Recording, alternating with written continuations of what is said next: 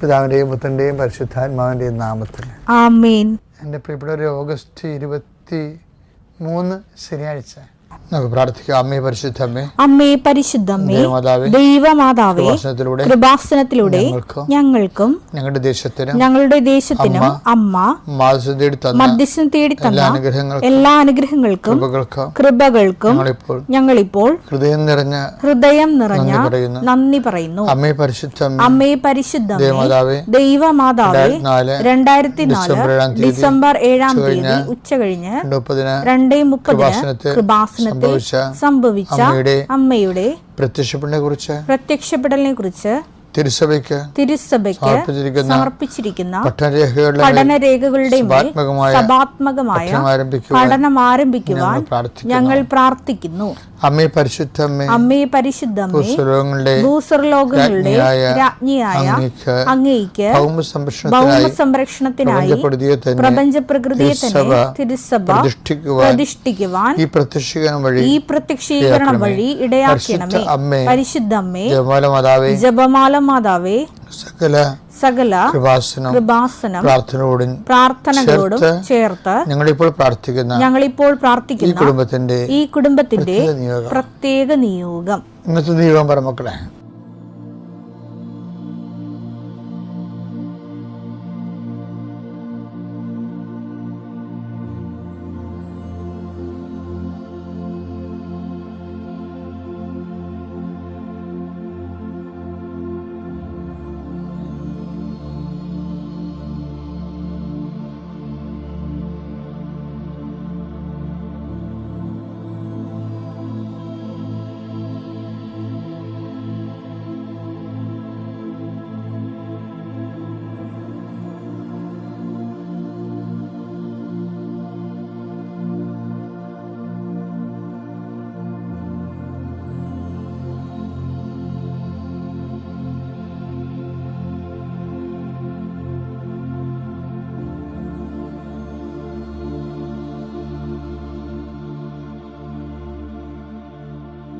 അമ്മയുടെ പ്രത്യക്ഷീകരണത്തിന്റെ ഈ അനുഗ്രഹവേളയിൽ ഞങ്ങൾക്ക് സാധിച്ചു തരുവാൻ കനിയണമേ.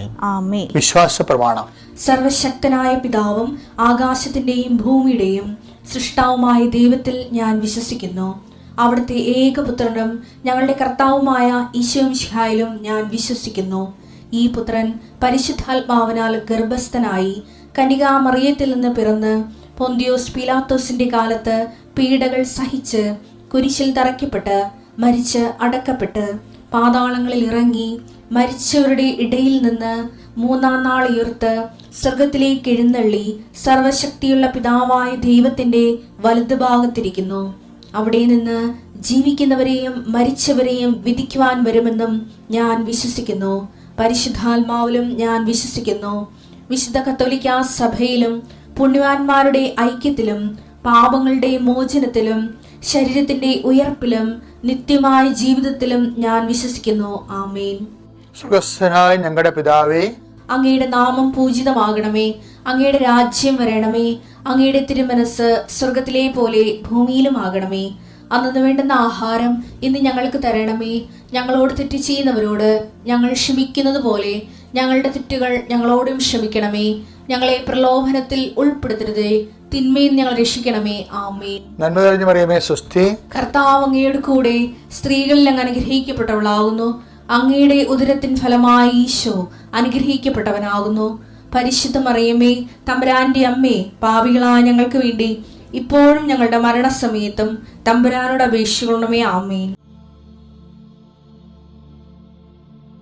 എൻ്റെ കർത്താവേ, നിന്റെ ഉന്നതമായ നാമത്തിന് സ്തോത്രം ചെയ്യുന്നു. എൻ്റെ കർത്താവേ, നിന്റെ വിശുദ്ധ പൗരോഹിത്യത്തെ മഹത്വപ്പെടുത്തണമേ. എൻ്റെ കർത്താവേ, സഭയിലുള്ള സാന്നിധ്യം പ്രകടമാക്കണമേ. 39 വർഷം ഞാൻ അർപ്പിച്ച കൃപാനയുടെ യോഗ്യതയാൽ കൃപാസനത്താരെ ജീവനോടെ പ്രത്യക്ഷപ്പെട്ട പരിശുദ്ധ അമ്മയുടെ മാധ്യസ്ഥത ഇപ്പോൾ പ്രാർത്ഥിക്കുന്ന മക്കളുടെ മേൽ കർത്താവിൻ്റെ സത്യവകട്ടെ. ഇന്നത്തെ നിങ്ങളുടെ യാത്രാമേൽ കർത്താവിൻ്റെ കൃപ ചൊരിയട്ടെ. നിങ്ങളുടെ ചിന്തകൾ, നിങ്ങൾ മറ്റുള്ളവരോട് സംസാരിക്കുന്ന സംസാരങ്ങൾ, ഇടപാടുകൾ, ഇടപഴകലുകൾ, ചർച്ചകൾ, തീരുമാനങ്ങൾ കർത്താവ് അനുഗ്രഹിക്കട്ടെ. ജോലി സമ്പാദിക്കുന്നതിന് വേണ്ടി പോകുന്നവരെ, നമുക്ക് ലഭിക്കാനുള്ള പണം സമ്പാദിക്കുന്നതിന് വേണ്ടി ഉള്ള പരിശ്രമങ്ങൾ, മറ്റുള്ള കൈകളിൽ കുടുങ്ങിപ്പോയിട്ടുള്ള നമ്മുടെ അധ്വാന ഫലങ്ങൾ, അതായത് മക്കളില്ലാത്തവർ, മക്കൾ രോഗികളായി കിടക്കുന്നവർ, അവരെല്ലാം ഈ സമയത്ത് അവരുടെ വിടുതലിന് വേണ്ടിയും സമാശ്വാസത്തിന് വേണ്ടിയും ദൈവിക ഇടപെടൽ അവരുടെ ജീവിത മണ്ഡലം ഉണ്ടാകുന്നതിന് വേണ്ടിയും 39 വർഷം ഞാൻ അർപ്പിച്ച കൃപാന്റെ യോഗ്യതയാൽ കൃപാസന അൾത്താരെ ജീവനുടെ പ്രത്യക്ഷയുടെ മാതാവിൻ്റെ മധ്യസ്ഥത്തിൽ അൾത്താരയിൽ നടന്ന 10,000-കണക്കിന് ആരാശക്തിയെ നിങ്ങളെ ആശീർവദിക്കുന്നു. നിങ്ങളുടെ ഇന്നത്തെ ദിവസം കർത്താവിൻ്റെ നാമം ശുഭകരമാകട്ടെ. നിത്യം പിതാവും പുത്രനും പരിശുദ്ധാത്മാവായ സർവ്വേശ്വരൻ എന്നേക്കും ആമേൻ. ഈശോ പ്രാർത്ഥിക്കാൻ പഠിപ്പിച്ചത് എന്താ പഠിപ്പിച്ചത്? ഞങ്ങളെ പ്രലോഭനത്തിൽ ഉൾപ്പെടുത്തരുത്. ഞങ്ങളെ പ്രലോഭനത്തിൽ ഉൾപ്പെടുത്തരുത് എന്ന് പറഞ്ഞാൽ അത് ഒരു സ്റ്റാറ്റസ് മെയിൻറ്റെയിൻ ചെയ്യാൻ മാറ്റേ പറ്റത്തുള്ളൂ. പക്ഷേ ഏണിങ് ചെയ്യാൻ, നേടിയതിനെ മുറുകെ പിടിക്കാൻ മാത്രമേ അത് സഹായിക്കത്തുള്ളൂ. നേടാൻ വേണ്ടി എന്താ ചെയ്യേണ്ടത്? ഫിലിപ്പിയർ 3:16 എന്നാൽ നേടിയെടുത്തതിനെ മുറുകെ പിടിച്ചുകൊണ്ട് തന്നെ ആവണം നമ്മുടെ പ്രവർത്തനം. അപ്പം നേടിയെടുത്ത സംഭവങ്ങളുണ്ട്, അതിനെ മുറുകെ പിടിക്കുന്നതിനാണ് സ്റ്റാറ്റസ് കോ മെയിൻറ്റെയിൻ ചെയ്യണത്. എന്താണ്? നേടിയെടുത്ത കൃപ പോകാതിരിക്കാൻ വേണ്ടി ഈശോ പറഞ്ഞെന്താണ്? ഞങ്ങളെ പ്രലോഭനത്തിൽ ഉൾപ്പെടുത്തരുത്. പിന്നെ എന്താണ്? തിന്മയിൽ നിന്ന് ഞങ്ങളെ രക്ഷിക്കണമേ. ഏറ്റവും ഡെലിവറൻസ് പ്രെയർ അതിൻ്റെ അകത്ത് ഇൻസേർട്ട് ചെയ്തിരിക്കുകയാണ് കർത്താവ്. പക്ഷേ അത് നേടിയെടുത്ത് മുറുകെ പിടിക്കാൻ വേണ്ടിയാണ് ഞങ്ങളെ പ്രലോഭനത്തിൽ ഉൾപ്പെടുത്തരുതെന്ന് പറയുന്നത്. അത് മര്യാദക്കാണ് പ്രാർത്ഥിക്കണമെങ്കിൽ ആരും പ്രലോഭനത്തിൽ ഉൾപ്പെടുത്തില്ല. പ്രാർത്ഥന പോലെ പട്ടികയായിട്ട് 2-2-4 4-4-8 എന്ന് പറഞ്ഞ സ്വർഗ്ഗസ്ഥനായ പിതാവേ അങ്ങയുടെ നാമം പൂജിതമാകുന്നത് പട്ടികയിൽ പഠിച്ച് പട്ടികസ്ഥാനിയില്ലേ, യവനൊക്കെ ഇത് ചൊല്ലിക്കഴിഞ്ഞാൽ പ്രലോഭനത്തിന് ഉൾപ്പെടുത്താതിരിക്കണതിന് രണ്ടാമത്തെ പ്രലോഭനത്തിൽ വീഴും. എന്താ വെച്ചാൽ സത്തയില്ല, പ്രാർത്ഥനയ്ക്ക് ശ്രദ്ധയില്ല. അപ്പോൾ അത് എപ്പോഴും നമ്മൾ ഈശോ ചോദിക്കട്ടെ, നിയമത്തിൽ എന്ത് എഴുതിയിരിക്കുന്നു, നീ അതെങ്ങനെ വായിക്കുന്നു? അതാ പ്രശ്നം. എന്ത് എഴുതിയിട്ട് കാര്യമില്ല, വായിക്കണ പോലെ ഇരിക്കും കാര്യം. ലുക്ക 10:26 അവൻ ചോദിച്ചു നിയമത്തിൽ എന്ത് എഴുതിയിരിക്കുന്നു, നീ എന്ത് വായിക്കുന്നു? അപ്പം ഞങ്ങളെ പ്രലോഭനത്തിൽ ഉൾപ്പെടുത്തരുത് എന്നാണ് എഴുതിയിരിക്കണത്. പക്ഷെ നീ പ്രാർത്ഥിക്കുമ്പോൾ ഡു യു മീൻ ഇറ്റ് എന്ന് ഈശോ ചോദിക്കും. നീ എന്ത് വായിക്കുന്നു? അത് മീൻ ചെയ്യുന്നുണ്ടോ? അത് നീ ഉദ്ദേശിക്കുന്നുണ്ടോ? പ്രലോഭനത്തിൽ ഉൾപ്പെടുത്താതിരിക്കാൻ ഉദ്ദേശിക്കുന്നുണ്ടോ? കുപ്പി വാങ്ങിച്ച് ഫ്രിഡ്ജിൽ വെച്ചിട്ട് ഞങ്ങളെ പ്രലോഭനത്തിൽ ഉൾപ്പെടുത്തരുതെന്ന് പറഞ്ഞാൽ എങ്ങനെ അത് ശരിയാകും? അപ്പം അത് നിങ്ങൾ മീൻ ചെയ്യുന്നില്ല. അത് ചുമ്മാ ഒരു പ്രാർത്ഥന പോലെ അങ്ങനെ പ്രാർത്ഥിച്ചു പോവുകയാണ്. അളിയൻ വാങ്ങിക്കാൻ വേണ്ടി അളിയൻ വരുമെന്നും പറഞ്ഞുകൊണ്ട് കുപ്പി മേടിച്ച് നേരത്തെ ഫ്രിഡ്ജിൽ വെച്ചിരിക്കുകയാണ് നല്ലോണം തണുക്കാൻ വേണ്ടി. എന്നിട്ട് നീ പ്രലോഭനത്തിൽ ഉൾപ്പെടുത്തരുതെന്ന് പ്രാർത്ഥിക്കുകയും ചെയ്യും. ഇതെല്ലാം കാണുന്ന കർത്താവ് എൻ്റെ അവസ്ഥ എന്തായിരിക്കും? അപ്പം അതുകൊണ്ട് എപ്പോഴും ഇതുപോലെ തന്നെ കള്ളത്തരം കാണിക്കുന്നവരും എല്ലാവരും ഇത് ചെയ്യാൻ തീരുമാനിച്ചതിന് ശേഷം പിന്നെ പ്രാർത്ഥിക്കുമ്പോൾ ഈ പ്രശ്നം വരും. എന്താണ്? 10:26 വരും. ലുക്ക, നിയമത്തിൽ എന്ത് എഴുതിയിരിക്കുന്നു, നീ അതെങ്ങനെ വായിക്കുന്നു? അപ്പം എന്താണ് ഞാൻ നിങ്ങളെ പഠിപ്പിച്ചത്? നീ അതെങ്ങനെയാണ് പ്രാർത്ഥിക്കണത്?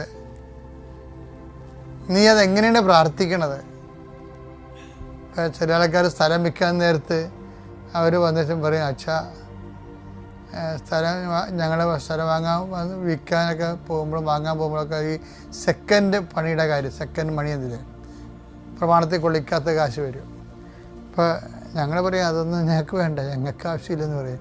ഞങ്ങൾക്ക് എന്ത് ഗവൺമെൻറ് പറയണേ അത് മാത്രമേ ഞങ്ങൾ സ്വീകരിക്കത്തുള്ളൂ. ഗവൺമെൻറ് കൊടുക്കാനുള്ള കാര്യങ്ങൾ കൃത്യമായിട്ട് കൊടുക്കും. അപ്പോൾ ചില ആൾക്കാർക്ക് അത് ബുദ്ധിമുട്ടാകും. അപ്പോൾ ഞങ്ങളുടെ കച്ചവടം അവിടെ അവസാനിപ്പിക്കും. അപ്പോൾ അത് വീട്ടിൽ വരുമ്പോൾ വേറെ ആരോടെങ്കിലും ഇത് കേൾക്കണം, അച്ഛാ അത് നാടോടുമ്പോൾ നടുവേ ഓടേണ്ടതെന്ന് ചോദിക്കും. അപ്പം നിങ്ങൾ ഓടാൻ ഇഷ്ടമുള്ളവർ ഓടിക്കും, ഞങ്ങൾ അരികെ വെച്ച് ഓടിക്കൊള്ളാമെന്ന് പറയും. ഞങ്ങൾക്ക് നടുവേ ഓടേണ്ട കാര്യമില്ല, സൈഡിൽ കൂടി പോയാൽ പറയും. എൻ്റെ മക്കളെ, ഇതെല്ലാം ശ്രദ്ധിക്കുന്ന കർത്താവിനെ മാറ്റി നിർത്തിക്കൊണ്ട് നിങ്ങൾ എൻ്റെതല്ലാത്ത പദ്ധതികളെന്ന് പറയത്തില്ലേ. യെശയ്യാ 30:1 കർത്താവ് അരുൾ ചെയ്യുന്നു. എന്റേതല്ലാത്ത പദ്ധതികൾ നടപ്പിലാക്കുകയും എനിക്ക് അഹിതമായ സഖ്യം ഉണ്ടാക്കുകയും ചെയ്ത് പാപം കുന്നുകൂട്ടിയ അനുസരണമില്ലാത്ത സന്തതികൾക്ക് ദുരിതം. ഈ ദുരിതം വരാതിരിക്കാനാണ് ഞങ്ങളെ പ്രലോഭനത്തിൽ ഉൾപ്പെടുത്തരുത് എന്ന് പ്രാർത്ഥിക്കുന്നത്. പിന്നെ എന്താണ്? തിന്മയും രക്ഷിക്കണമേ. പക്ഷെ നമ്മൾ ശ്രദ്ധിക്കേണ്ട വിഷയം വെച്ചാൽ ഇതിലെല്ലാമുള്ള മരുന്ന് ഈശോ ആദ്യം പറയുന്നുണ്ട്. എന്താ പറയണത്? ഞങ്ങളെ പ്രലോഭനത്തിൽ ഉൾപ്പെടുത്തരുത് എന്ന് പറയുന്നതിന് പകരം ഈശോ അതിനേക്കാളും വലിയ കാര്യം ആദ്യം പറയുന്നതാണ്. സ്വർഗ്ഗസ്ഥനായ ഞങ്ങളുടെ പിതാവേ, അങ്ങയുടെ നാമം പൂജിതമാകണമേ. അപ്പോൾ ദൈവമഹത്വത്തിന് വേണ്ടി നമ്മൾ തീരുമാനിച്ച അത് നമ്മളെ 26:10 അനുസരിച്ചുകൊണ്ട് ലൂക്കായുടെ സുവിശേഷം നമ്മളെ പറയുന്നത് നിയമത്തിൽ എന്ത് എഴുതിയിരിക്കുന്നു, നീ അതെങ്ങനെ വായിക്കുന്നു എന്ന സിസ്റ്റം അനുസരിച്ചോടെ മനസ്സനുസരിച്ചുകൊണ്ട് നമ്മൾ യഥാർത്ഥത്തിൽ ദൈവമഹത്വത്തിന് വേണ്ടി ജീവിച്ച് കഴിഞ്ഞാൽ ഈ പ്രലോഭനം തന്നെ സബ്സൈഡാകും. ആധ്യാത്മിക ജ്ഞാനവും ജീവിത വിശുദ്ധീകരണത്തിനും ശക്തീകരണത്തിനും എന്നുള്ളതാണ് സുവിശേഷം നൽകുന്ന വലിയൊരു കാഴ്ചപ്പാട്. ഓക്കെ അല്ലേ? ആദ്യം തന്നെ യേശുവിനും മാതാവിനും ഈ ആൾത്തലയും സാക്ഷ്യം പറയാൻ എന്നെ അനുഗ്രഹിച്ചതിന് ഞാൻ നന്ദി പറയുന്നു. എൻ്റെ പേര് അശ്വിൻ. ഞാൻ ട്രിവാൻഡ്രത്ത് നിന്നാണ് വരുന്നത്. ഞാൻ 2023 +2 കഴിഞ്ഞ് ഞാൻ ജർമ്മൻ ലാംഗ്വേജ് പഠിക്കാൻ ഞാൻ തുടങ്ങി. അങ്ങനെ ജർമ്മൻ ലാംഗ്വേജ് പഠിച്ച് B2 ഒക്കെ ആയി എക്സാം ഡേറ്റ് നോക്കിയിരിക്കുന്ന സമയത്താണ് ഞാൻ ഇവിടെ കൃപാസനത്തിൽ വന്ന് ഉടമ്പടി എടുക്കാൻ വരുന്നത്. 2024 ഏപ്രിൽ 10 ഇവിടെ കൃപാസനത്തിൽ വരുന്നത്. ശരിക്കും ഞാൻ ഉടമ്പടി എടുക്കാൻ വന്നതല്ല, അമ്മയാണ് ഉടമ്പടി എടുക്കാൻ വന്നത്. അപ്പോൾ അമ്മയ്ക്ക് വേണ്ടി ഒരു കൂട്ട് വന്നതാണ് ഞാൻ. അപ്പോഴാണ് അമ്മ പറഞ്ഞ, നീ എന്തായാലും വന്നതല്ലേ, നിൻ്റെ ആവശ്യത്തിന് വേണ്ടി നീ ഉടമ്പടി എടുക്കാമെന്ന് പറഞ്ഞു. അങ്ങനെയാണ് ഞാൻ ഉടമ്പടി എടുത്തത്. ഇപ്പോൾ ഉടമ്പടി എടുക്കുന്നതിന് മുമ്പായാലും ഞാനൊരു അക്രൈസ്തവരാണ്. അപ്പോൾ ആ ഉടമ്പടി എടുക്കുന്നതിന് മുമ്പായാലും ഞാൻ ഇങ്ങനെ അമ്പലത്തിൽ പോകുന്നതില്ലാലും ഞാൻ വല്ലപ്പോഴേ പോകുള്ളൂ. വർഷങ്ങളിൽ 1-2 തവണയും മാത്രമേ ഞാൻ പോകുള്ളൂ. എനിക്കങ്ങനെ വലിയ വിശ്വാസവും കാര്യങ്ങളൊന്നും ഇല്ലായിരുന്നു. അങ്ങനെ ഉടമ്പടി എടുത്തതിന് ശേഷം അങ്ങനെ ഞാൻ എക്സാമൊക്കെ നോക്കിക്കുന്ന ടൈമായിരുന്നു. അങ്ങനെ ഞാൻ ഫസ്റ്റ് ഉടമ്പടി എടുത്തതിന് ശേഷം ഫസ്റ്റ് ഞാൻ മെയിൽ അയച്ചു ട്രിവാൻഡ്രത്തേക്ക് വേണ്ടി. അങ്ങനെ എനിക്ക് ആ മെയിൽ തന്നെ എനിക്ക് ഡേറ്റ് കിട്ടി. ഫുൾ മൊഡ്യൂളിന് വേണ്ടി ഞാൻ ഡേറ്റ് കിട്ടി. അങ്ങനെ ഞാൻ എക്സാം എഴുതാൻ പോയി. എക്സാം എഴുതാൻ പോകുന്ന ടൈമിൽ തന്നെ ഞാൻ എൻ്റെ കാശ് രൂപവും നെറ്റിയിൽ തൈലം പൂശി കുടിച്ചു വരയ്ക്കുകയും എല്ലാം ചെയ്തിട്ടാണ് ഞാൻ പോയത്. പിന്നെ എക്സാം ഹാളിൽ കയറുന്നതിന് മുമ്പ് ഞാൻ എൻ്റെ ഉപ്പ് വിതറി ഞാൻ പ്രാർത്ഥിച്ചിട്ടൊക്കെയാണ് കയറിയത്. പിന്നെ ക്വസ്റ്റ്യൻ പേപ്പർ കിട്ടിയ ടൈമിലായാലും ഞാൻ വിശ്വാസ പ്രമാണം ചൊല്ലി പ്രാർത്ഥനയ്ക്ക് ശേഷം മാത്രമാണ് ഞാൻ ക്വസ്റ്റ്യൻ പേപ്പറിൽ ആൻസർ ചെയ്യാൻ തന്നെ ഞാൻ തുടങ്ങിയത്. അങ്ങനെ എക്സാം ഫസ്റ്റ് അറ്റംപ്റ്റ് ഞാൻ എക്സാം കഴിഞ്ഞതിന് ശേഷം ഞാൻ മാധവൻ്റെ അടുത്ത് ഞാൻ പ്രാർത്ഥിച്ചത് എനിക്ക് 4 മൊഡ്യൂൾ, എനിക്ക് 2 മൊഡ്യൂളെങ്കിലും എനിക്ക് മാതാവ് എനിക്ക് പാസ്സാക്കി തരണേ എന്ന് മാത്രമാണ് ഞാൻ പ്രാർത്ഥിച്ചത്. അങ്ങനെ റിസൾട്ട് വന്നപ്പോൾ മാതാവ് എനിക്ക് 3 മൊഡ്യൂൾ എനിക്ക് പാസ്സാക്കി തന്നു. അപ്പോഴാണ് ഞാൻ ഇവിടെ എന്തോ ഉണ്ട്, എനിക്ക് ഈ ഒരു അനുഗ്രഹത്തിലൂടെ എനിക്ക് നല്ല രീതിക്ക് എനിക്ക് വിശ്വാസവും എല്ലാം ഞാൻ ഉടമ്പടി ഞാൻ ഭയങ്കരമായിട്ട് ഞാൻ അങ്ങനെ ഇതായിട്ട് ഞാൻ നിന്ന് തുടങ്ങിയത്. അങ്ങനെ എനിക്ക് പിറ്റേ മാസം തന്നെ എനിക്ക് അടുത്ത ഡേറ്റും കിട്ടി. ഇങ്ങനെ ഈ ജർമ്മൻ ലാംഗ്വേജ് എക്സാം എഴുതുന്നവർക്കറിയാം, ഈ ഡേറ്റ് ഇട്ടാനൊക്കെ നല്ല പാടാണ്. കാത്തിരുന്ന് കുറേ നാൾ നിന്നാലേ ഈ ഡേറ്റ് കിട്ടുള്ളൂ. അങ്ങനെ എനിക്ക് പെട്ടെന്ന് ഇങ്ങനെ ഡേറ്റ് കിട്ടിയത് തന്നെ നല്ലൊരു അനുഗ്രഹമായിട്ടാണ് ഞാൻ കാണുന്നത്. പിന്നെ ഞാൻ എക്സാം ഡേറ്റ് എടുത്തു. അത് പക്ഷേ ഞാൻ കൊൽക്കട്ടയിലാണ് എടുത്തത്. അങ്ങനെ കൊൽക്കട്ടയിൽ എക്സാമിന് പോകുന്നതിന് മുമ്പ് ഞാൻ ഇവിടുത്തെ അച്ഛന് ബ്ലെസ്സിങ്സ് വാങ്ങിക്കാൻ വേണ്ടി വന്നായിരുന്നു. നല്ല രീതിക്ക് അവിടെ എത്താനും എക്സാം നല്ല രീതിക്ക് അറ്റൻഡ് ചെയ്യാൻ വേണ്ടി ഇവിടെ ബ്ലെസ്സിങ് വാങ്ങിക്കാൻ വന്നായിരുന്നു. അപ്പോൾ ഹാൾ ടിക്കറ്റായിട്ടാണ് ഞാൻ ബ്ലെസ്സിങ് മേടിക്കാൻ വന്നത്. അന്ന് വരെ ഞാൻ ശ്രദ്ധിക്കാത്തൊരു മിസ്റ്റേക്ക് എൻ്റെ ഹാൾ ടിക്കറ്റിലുണ്ടായിരുന്നു. എൻ്റെ പ്ലേസ് ഓഫ് ബർത്ത് മാറി കിടക്കുന്നത്. അപ്പോൾ ഇവിടെ വന്ന് അച്ഛനെ കാണാൻ വേണ്ടി അപ്പോഴാണ് ഞാൻ ആ മിസ്റ്റേക്ക് ഞാൻ കണ്ടത്. അങ്ങനെ ആ അച്ഛൻ്റെ ബ്ലെസ്സിങ്ങൊക്കെ മേടിച്ച് ഞാൻ അപ്പം തന്നെ ഞാൻ കൊൽക്കട്ടയിൽ അവിടുത്തെ ഇതിൽ ഞാൻ മെയിൽ അയച്ചു, എനിക്കിങ്ങനെ മിസ്റ്റേക്ക് ഉണ്ട്. അങ്ങനെ ഒരാഴ്ച കഴിഞ്ഞപ്പോൾ തന്നെ എനിക്ക് അവർ പുതിയ ഹാൾ ടിക്കറ്റ് തന്നു. അങ്ങനെ കൊൽക്കട്ടയിൽ പോയപ്പോഴും ഇങ്ങനെ കുരിശ് തൈലം വെച്ച് കുരിശ് വയ്ക്കുകയും ഉപ്പ് വിതറുകയൊക്കെ ചെയ്താണ് ഞാൻ എക്സാം ഹാളിൽ കയറിയത്. അതും ഞാൻ കൊൽക്കട്ടയിൽ നിന്ന് തിരിച്ച് വന്ന് എനിക്ക് 2 ദിവസം കഴിഞ്ഞപ്പോൾ റിസൾട്ടും വന്നു. അതും എനിക്ക് പാസ്സാവാൻ സാധിച്ചു. അങ്ങനെ വേറെ 2 അറ്റംപ്റ്റിൽ തന്നെ മാതാവ് എനിക്ക് ഫുൾ മോഡ്യൂൾ എനിക്ക് പാസ്സാക്കി തന്നു. അങ്ങനെ എൻ്റെ പ്രോസസ്സിങ് ഞാൻ സ്റ്റാർട്ട് ചെയ്തു. ശരിക്കും ഞാൻ മാർച്ച് ഏപ്രിൽ ഇൻടേക്കിലത്തേക്കാണ് ഞാൻ പ്രോസസ്സിങ് ഞാൻ സ്റ്റാർട്ട് ചെയ്തത്. അപ്പോൾ അത് എന്തോ കുറേ തടസ്സങ്ങളും കാര്യങ്ങളായിട്ട് അവിടുത്തെ കുറച്ച് പ്രശ്നങ്ങളും ഇഷ്യൂസും കാരണം എനിക്ക് ആ ഒരു ഇൻടേക്ക് കിട്ടിയില്ല. എന്നാലും ഞാൻ പൂർണ്ണമായും വിശ്വസിച്ചു മാതാവ് എനിക്ക് സെപ്റ്റംബർ ഇൻടേക്കിൽ എനിക്ക് നല്ല രീതിക്ക് തന്നെ ചെയ്ത് തരും, നല്ലൊരു സ്ഥലത്ത് തന്നെ മാതാവ് എനിക്ക് എത്തിക്കുമെന്ന് എനിക്കൊരു വിശ്വാസം ഉണ്ടായിരുന്നു. അങ്ങനെ അതും എന്തൊക്കെയോ കുറച്ച് ഡിലേയും കാര്യങ്ങളൊക്കെ വന്ന് കോൺട്രാക്റ്റൊന്നും വരുന്നില്ലായിരുന്നു.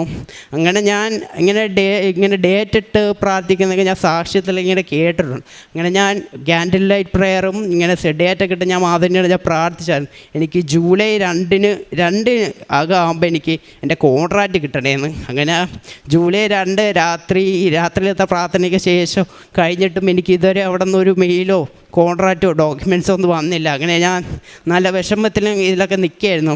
അങ്ങനെ പിറ്റേ ദിവസം എണീച്ച് ഞാൻ നോക്കിയപ്പോൾ ഞാൻ എൻ്റെ ഫോൺ എടുത്ത് നോക്കിയപ്പോൾ അതിൻ്റെ അകത്ത് എൻ്റെ കോൺട്രാക്റ്റും ബാക്കി ഡോക്യുമെൻറ്റ്സ് എല്ലാം വന്നു. അങ്ങനെ ഞാൻ ജൂലൈ 25 ഞാൻ ബാംഗ്ലൂർ VFS ഡേറ്റിന് പോയി.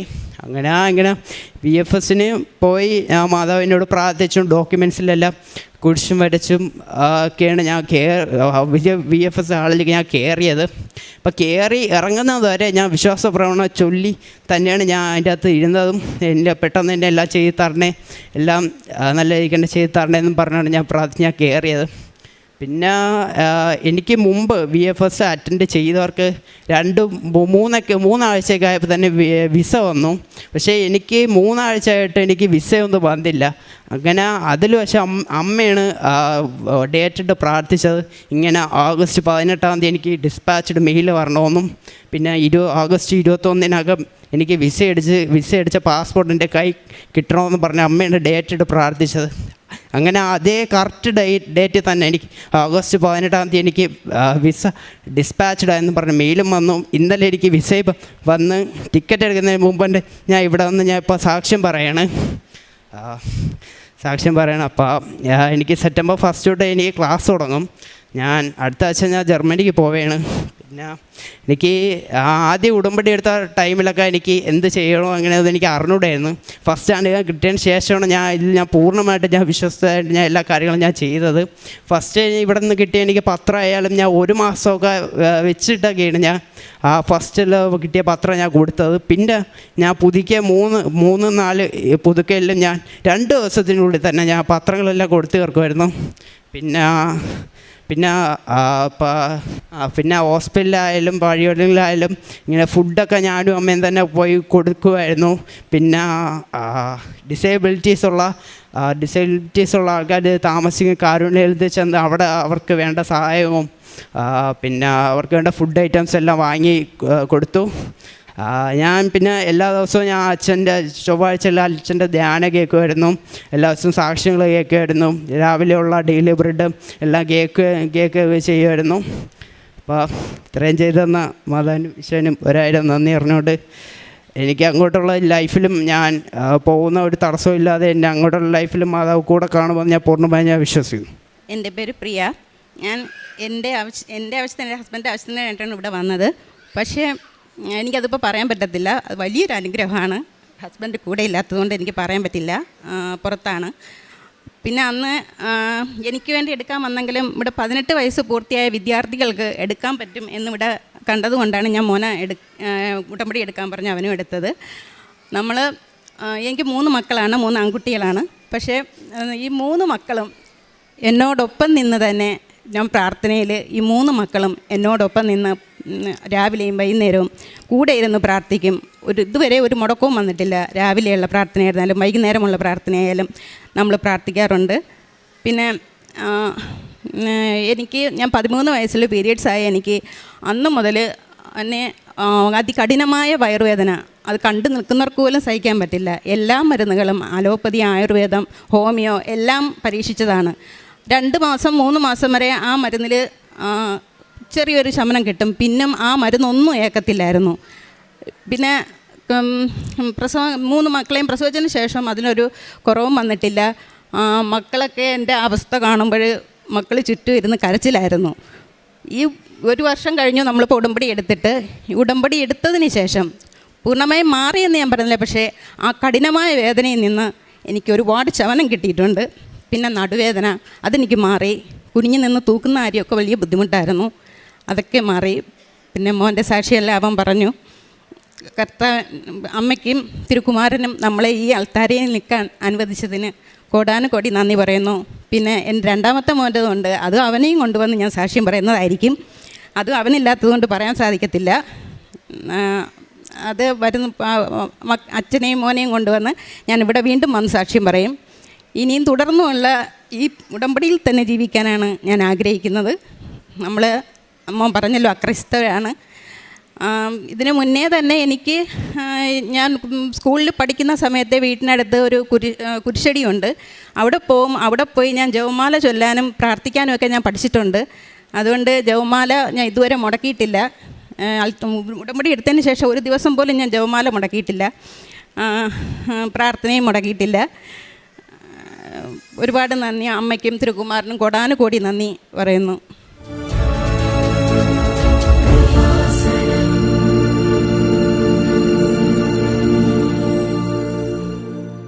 പരിശുദ്ധ അമ്മയ്ക്കും തിരുക്കുമാരനും 1000 നന്ദി. എൻ്റെ പേര് മോളി മാത്യു. ഞാൻ മൂവാറ്റുപുഴയിൽ നിന്നും വരുന്നു. 2023 ജനുവരി 7-ാം തീയതിയാണ് ഞാൻ ആദ്യമായി ഉടമ്പടി എടുത്തത്. ആ ഉടമ്പടിയിൽ 3 മാസം തോറും ഇവിടെ വന്ന് ഞാൻ പുതുക്കിക്കൊണ്ടിരുന്നു. അതിനിടയിൽ എൻ്റെ ആങ്ങളയുടെ മോൾക്ക് രണ്ടാമത്തെ ഒരു കുഞ്ഞുണ്ടായി. ആ കുഞ്ഞുണ്ടായി 20 ആഴ്ചയായപ്പോഴത്തേക്കും ഡോക്ടർ പറഞ്ഞു ആ കൊച്ചിന് ഹൃദയ സംബന്ധമായ രോഗമാണ്, അതിനെ കണ്ടിന്യൂ ചെയ്യാൻ പറ്റത്തില്ല, അതുകൊണ്ട് അതിനെ എത്രയും പെട്ടെന്ന് അബോർട്ട് ചെയ്യണമെന്ന് പറഞ്ഞു. ഈ വിവരം ഞങ്ങളോടും പറഞ്ഞു. എൻ്റെ ഒരു സിസ്റ്ററുണ്ട്, ചേച്ചിയോട് പറഞ്ഞു, ഞങ്ങളെല്ലാവരും അറിഞ്ഞു. അപ്പോൾ ഞങ്ങൾ പറഞ്ഞു, മോളെ അതൊരു കാരണവശാലും സമ്മതിക്കരുത്. കാരണം ജീവൻ തരുന്നതും ജീവൻ എടുക്കാനും അവകാശമുള്ളത് ദൈവത്തിന് മാത്രമേ ഉള്ളൂ. അപ്പോൾ ഞങ്ങൾ പറഞ്ഞു, ഇവർ ഫാമിലിയായിട്ട് ന്യൂസിലാൻഡിലാണ്, നേഴ്സായിട്ട് വർക്ക് ചെയ്യണം. അപ്പോൾ അവൾ പറഞ്ഞു, ആൻറ്റി ഞങ്ങൾക്കൊന്നും ചെയ്യാൻ പറ്റത്തില്ലോ എന്ന് പറഞ്ഞു. ഞാൻ പറഞ്ഞു, ഞാൻ ഇവിടെ നിനക്ക് വേണ്ടി ഞങ്ങൾ പ്രാർത്ഥിച്ചു കൊള്ളാം, അതിനുള്ള പ്രത്യക്ഷീകരണ പ്രാർത്ഥനയും കൊടുത്ത് ആ കാര്യങ്ങളിൽ ഉടമ്പടി ധ്യാനത്തിലും എല്ലാത്തിലും പങ്കെടുക്കണമെന്ന് പറഞ്ഞു. അത് ഞങ്ങൾ ചെയ്യാമെന്ന് പറഞ്ഞ് ഞങ്ങൾ പ്രാർത്ഥന അയച്ചു കൊടുത്തു. ഉടമ്പടി ധ്യാനത്തിലും ആ പ്രത്യക്ഷീകരണ പ്രാർത്ഥനയെല്ലാം ചൊല്ലി അവളും അവളുടെ ഹസ്ബൻഡും കൂടി പ്രത്യേകം പ്രാർത്ഥിച്ചുകൊണ്ടിരുന്നു. ആ അവസരത്തിൽ 20 ആഴ്ച കഴിഞ്ഞപ്പോൾ വീണ്ടും സ്കാൻ ചെയ്തപ്പോൾ ഡോക്ടർ പറഞ്ഞു, ഇപ്പോൾ കുഞ്ഞിന് കുറവുണ്ട് എന്ന് പറഞ്ഞ് അത് കണ്ടിന്യൂ ചെയ്ത് കൊണ്ടുപോയി. പക്ഷേ ഈ കഴിഞ്ഞ ജനുവരി 25-ാം തീയതി 9-ാം തീയതി അമ്മ മാതാവ് നല്ലൊരു ആൺകുഞ്ഞിനെ നൽകി അനുഗ്രഹിച്ചു. ഇപ്പോൾ കുഞ്ഞിന് 7 മാസം പ്രായമുണ്ട്. അതിനിടയിൽ ഇവർക്ക് ആകെ വിഷമായി കുഞ്ഞുണ്ടാകുമ്പോൾ ഡോക്ടർ പറഞ്ഞു, കൊച്ചിനെ കണ്ടിന്യൂ ചെയ്യാൻ പറ്റത്തില്ല, നിങ്ങളത് അബോർട്ട് ചെയ്യണമെന്ന് പറഞ്ഞു. എന്താണേലും ഇവർ വിശ്വാസ പ്രമാണം ചൊല്ലി അമ്മയിൽ വിശ്വസിച്ചത് കണ്ടിന്യൂ ചെയ്ത് കൊണ്ടുപോയി. അപ്പോൾ ഇവർക്ക് ആകെ ഒരു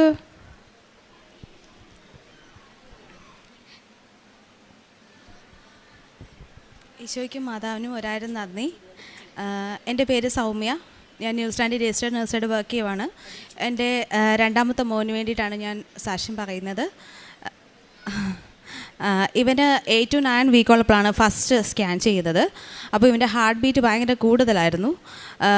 അത് പക്ഷേ ഞങ്ങൾക്ക് സ്ക്രീനിൽ കാണാൻ പറ്റും ഭയങ്കര നന്നായിട്ട് ആക്റ്റീവായിട്ട് അനങ്ങുന്നത്. അപ്പോൾ ഞങ്ങൾ വിചാരിച്ചു അതുകൊണ്ടാണ് ഇവൻ്റെ ഹാർട്ട് ബീറ്റ് കൂടുതലായിട്ട് കാണിക്കുന്നത്. അപ്പോൾ റേഡിയോളജിസ്റ്റ് ഞങ്ങളോട് പറഞ്ഞു ഇവർ ഫർദറായിട്ട് അത് സെൻഡ് ചെയ്യും, അവർ റിവ്യൂ ചെയ്തിട്ട് എന്തെങ്കിലും പ്രശ്നം ഉണ്ടെങ്കിൽ അവർ ഞങ്ങളെ കോൺടാക്റ്റ് ചെയ്യുമെന്ന് പറഞ്ഞു. പക്ഷേ അവർ പിന്നീട് കോൺടാക്റ്റ് ഒന്നും ചെയ്തില്ല. പിന്നെ ഇവൻ്റെ നെക്സ്റ്റ് സ്കാൻ 12 to 14 വീക്കിലായിരുന്നു. അന്ന് നക്കൽ റിജിഡിറ്റി സ്കാൻ ആയിരുന്നു. അന്ന് അവൻ്റെ മെഷർമെൻറ്റ്സ് ഒക്കെ നോർമലായിരുന്നു. അപ്പോൾ ഞാൻ അവരോട് ചോദിച്ചു ഹാർട്ട് ബീറ്റ് എങ്ങനെയുണ്ടെന്ന്. അപ്പോൾ അവർ പറഞ്ഞു ഇപ്പോൾ നോർമലായിട്ടുണ്ട്, അറൗണ്ട് 140 to 150 ആയിട്ട് പറഞ്ഞു. അപ്പോൾ ഞങ്ങൾ അങ്ങനെ അതിനെ വിട്ടു. പിന്നെ ഞങ്ങൾ 20 വീക്ക് കഴിഞ്ഞ് അനോമലി സ്കാനിങ്ങിന് വേണ്ടിയിട്ട് പോയിട്ടുണ്ടായിരുന്നു. അപ്പോൾ ഞങ്ങളുടെ മെയിൻ ഉദ്ദേശം ജെൻഡർ റിവീലായിരുന്നു. കാരണം അവിടെയൊക്കെ ജെൻഡർ റിവീൽ ഭയങ്കര വലിയ പാർട്ടിയായിട്ടാണ് നടത്തുന്നത്. അപ്പം ഒരു ജെൻഡർ റിവീലിന് വേണ്ടിയിട്ട് തന്നെ ഞങ്ങൾ മെയിനായിട്ട് പോകുന്നത്. ഞങ്ങൾ ഒട്ടും എക്സ്പെക്റ്റ് ചെയ്യുന്നില്ല ഇവന് ഇങ്ങനെ ഒരു പ്രശ്നം ഉണ്ടായിരിക്കുമെന്ന്. അങ്ങനെ ഞങ്ങൾ അവിടെ ചെന്നപ്പം ഇവർ റേഡിയോളജിസ്റ്റ് അങ്ങോട്ടും ഇങ്ങോട്ടും ജസ്റ്റ് ഇങ്ങനെ പറയുന്നത് കേട്ടു. പിന്നെ ഇവർ വൈകിട്ടായപ്പോഴത്തേക്കും റിപ്പോർട്ട് അയച്ചു. അതിനകത്ത് double outlet right ventricle with transposition of great arteries എന്നായിരുന്നു ഡയഗ്നോസിസ് ഉണ്ടായിരുന്നത്. പിന്നെ ഞങ്ങളോട് ഫർദറായിട്ടുള്ള സ്കാനിങ്ങിന് വേണ്ടിയിട്ട് വലിയ സ്ഥലത്തേക്ക് പോകണമെന്ന് പറഞ്ഞു. അതിനുവേണ്ടി ഞങ്ങൾക്ക് അപ്പോയിൻമെൻ്റ് ഒന്നും കിട്ടുന്നുണ്ടായിരുന്നില്ല. ലൈക്ക് മേ ബി ഒരു 1 month കഴിഞ്ഞിട്ടായിരിക്കും അപ്പോയിൻമെൻറ്റ് കിട്ടുക എന്ന് പറഞ്ഞു. പിന്നെ എൻ്റെ ഹസ്ബൻഡ് അവിടുത്തെ HOD ഒക്കെ സംസാരിച്ച് ഞങ്ങൾക്ക് നെക്സ്റ്റ് വീക്കിൽ തന്നെ ദൈവം അനുഗ്രഹിച്ച് ഞങ്ങൾക്ക് കിട്ടി. പക്ഷേ അപ്പോൾ അവരൊന്നുകൂടെ സ്കാൻ ചെയ്ത് കൺഫർമേഷൻ പറഞ്ഞു. DORV type 3 ആണ് ഇവൻ്റെ കണ്ടീഷൻ. അപ്പം ഒരു ഓപ്പറേഷൻ വേണ്ടി വരും ജനിച്ച ഉടനെ തന്നെ. പിന്നെ ഒരു 3 തവണയൊക്കെ ഓപ്പറേഷൻ ചെയ്തെങ്കിലേ ഉള്ളൂ.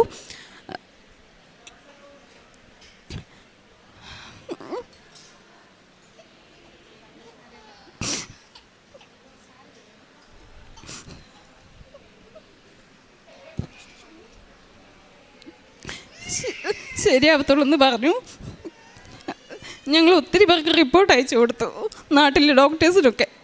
അവർ പറഞ്ഞു കണ്ടിന്യൂ ചെയ്യാതിരിക്കുന്നതാണ് നല്ലത്, നിങ്ങളെപ്പോഴും ഹോസ്പിറ്റലിൽ തന്നെ സ്റ്റേ ചെയ്യേണ്ടി വരും, നിങ്ങൾ ചെറുപ്പമാണ്. അങ്ങനെ ഞങ്ങളുടെ friends almost all the doctors അങ്ങനെയാണ് ഞങ്ങളോട് പറഞ്ഞത്. അതിനുശേഷം ഞങ്ങളോട് പറഞ്ഞു വേണം നിങ്ങൾ അമ്യൂസിൻറ്റൈസിസ് ചെയ്തോ, കാരണം ഇവന് ഇങ്ങനത്തെ ടൈപ്പ് ഓഫ് ഹാർട്ട് ഡിസീസ് ഈ ബുദ്ധിമാന്ദ്യമൊക്കെ ഉള്ള കുഞ്ഞുങ്ങൾക്കാണ് വരാറ്. അപ്പം നിങ്ങൾ വേണമെന്നുണ്ടെങ്കിൽ അമ്യൂസിൻറ്റൈസിസ് ചെയ്തോ, ജസ്റ്റ് ഒന്ന് കൺഫേം ചെയ്യാമെന്ന് പറഞ്ഞു. പക്ഷേ അങ്ങനെ ചെയ്യുമ്പോൾ ഒരു 1% 90% കുഞ്ഞ് അബൌട്ട് ആവാൻ ചാൻസ് ഉണ്ടെന്ന് പറഞ്ഞു. അപ്പോൾ ഞങ്ങൾ പറഞ്ഞു ഓക്കെ ഞങ്ങൾ ഹാപ്പിയാണ്, ഈവൻ അവന് ബുദ്ധിപരമായിട്ടുള്ള പ്രശ്നങ്ങളുണ്ടെങ്കിലും ഞങ്ങൾ ഹാപ്പിയാണ് ആക്സെപ്റ്റ് ചെയ്യാമെന്ന് പറഞ്ഞു. അപ്പോൾ എൻ്റെ മിഡ് വൈഫൊക്കെ പറഞ്ഞു നിങ്ങളുടെ മൂത്ത കുട്ടിയെ പോലെ ആയിരിക്കില്ല അവൻ കാണാൻ, വളരെ ഡിഫറെൻ്റ് ആയിരിക്കും, ലേണിംഗ് ഡിസബിലിറ്റീസ് ഉണ്ടായിരിക്കും, അവന് സ്പെഷ്യലായിട്ടുള്ള സ്കൂളിൽ വിടേണ്ടതായിട്ട് വരും, അങ്ങനെ ഒരുപാട് കാര്യങ്ങളുണ്ട്. അപ്പോൾ നിങ്ങളുടെ ഡിസിഷനാണ് നിങ്ങൾക്ക് കണ്ടിന്യൂ ചെയ്യണോ വേണ്ടയോ എന്നുള്ളത്, അങ്ങനെ പറഞ്ഞു. പിന്നെ ഞാൻ സ്ഥിരമായിട്ട് ഇവിടുത്തെ സാക്ഷ്യം കേൾക്കുന്ന ഒരാളായിരുന്നു. അപ്പം അതിൽ നിന്നാണ് എനിക്കൊരു ഉറച്ച ബോധ്യം ഉണ്ടായത് ഈ അബോർഷൻ ചെയ്യുന്നത് ഒരു തെറ്റാണെന്നുള്ള കാര്യം. പിന്നെ എനിക്കിവിടെ വന്ന് ഉടമ്പടി എടുക്കാൻ പറ്റത്തില്ല, അപ്പം എനിക്ക് ആരോടും ചോദിക്കാനും പറ്റത്തില്ല. അങ്ങനെ ഇരിക്കുമ്പോൾ ആൻറ്റി എന്നെ വിളിക്കുന്നത്. അപ്പം പൊതുവെ എന്നോട് ഒരുപാട് ആൾക്കാർ സാരമില്ല പോട്ടെ എന്നൊക്കെ പറയുമ്പം എനിക്ക് പ്രത്യേകിച്ചൊരു സമാധാനമൊന്നും കിട്ടത്തില്ല അതിൽ നിന്ന്.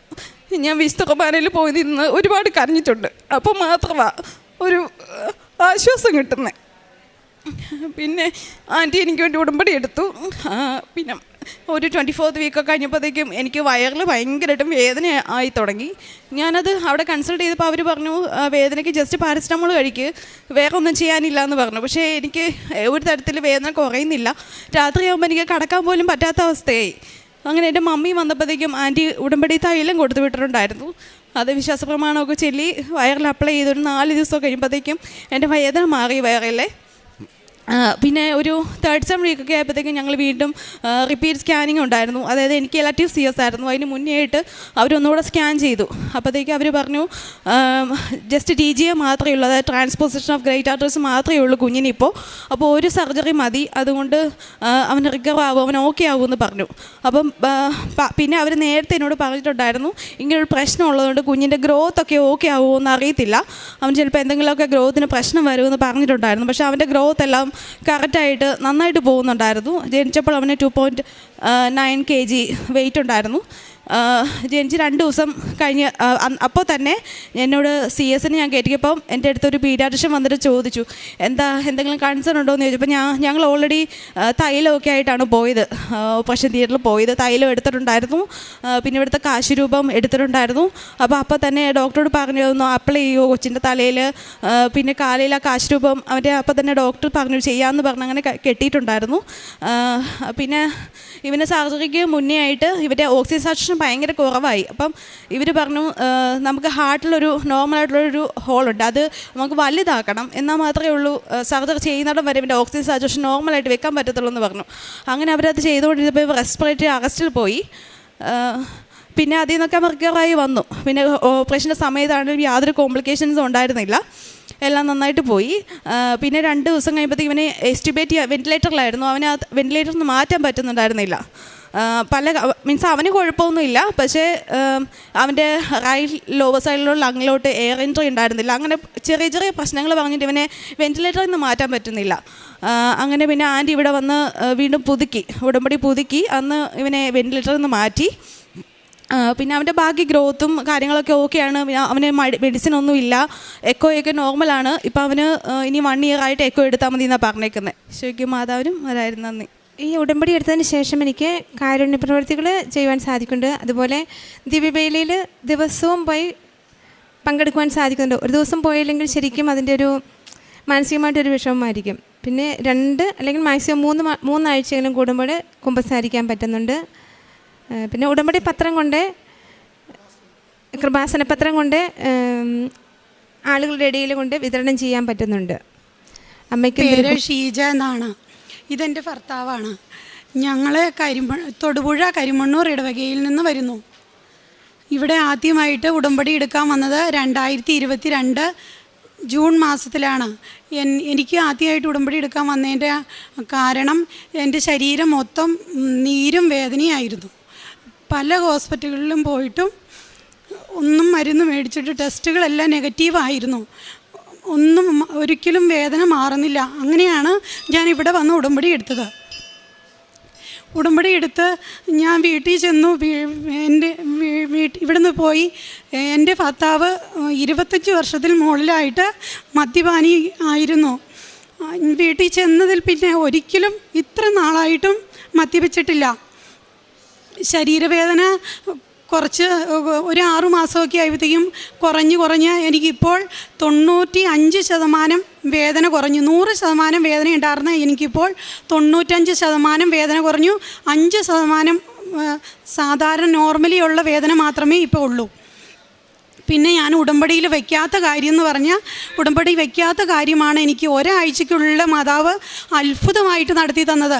ഞാൻ വീട്ടിൽ ചെന്ന് ഒരാഴ്ച കഴിഞ്ഞപ്പോൾ ഞങ്ങളുടെ വീടിനോട് ചേർന്ന് ഒരു 10 സെൻറ്റ് സ്ഥലം ഞങ്ങൾക്ക് ആഗ്രഹം ഉണ്ടായിരുന്നു മേടിക്കണമെന്ന്. പക്ഷേ അത് ഞങ്ങൾക്ക് ക്യാഷ് ഇല്ലാത്തതുകൊണ്ട് മേടിക്കാതെ ഇങ്ങനെ ഇരിക്കുമായിരുന്നു.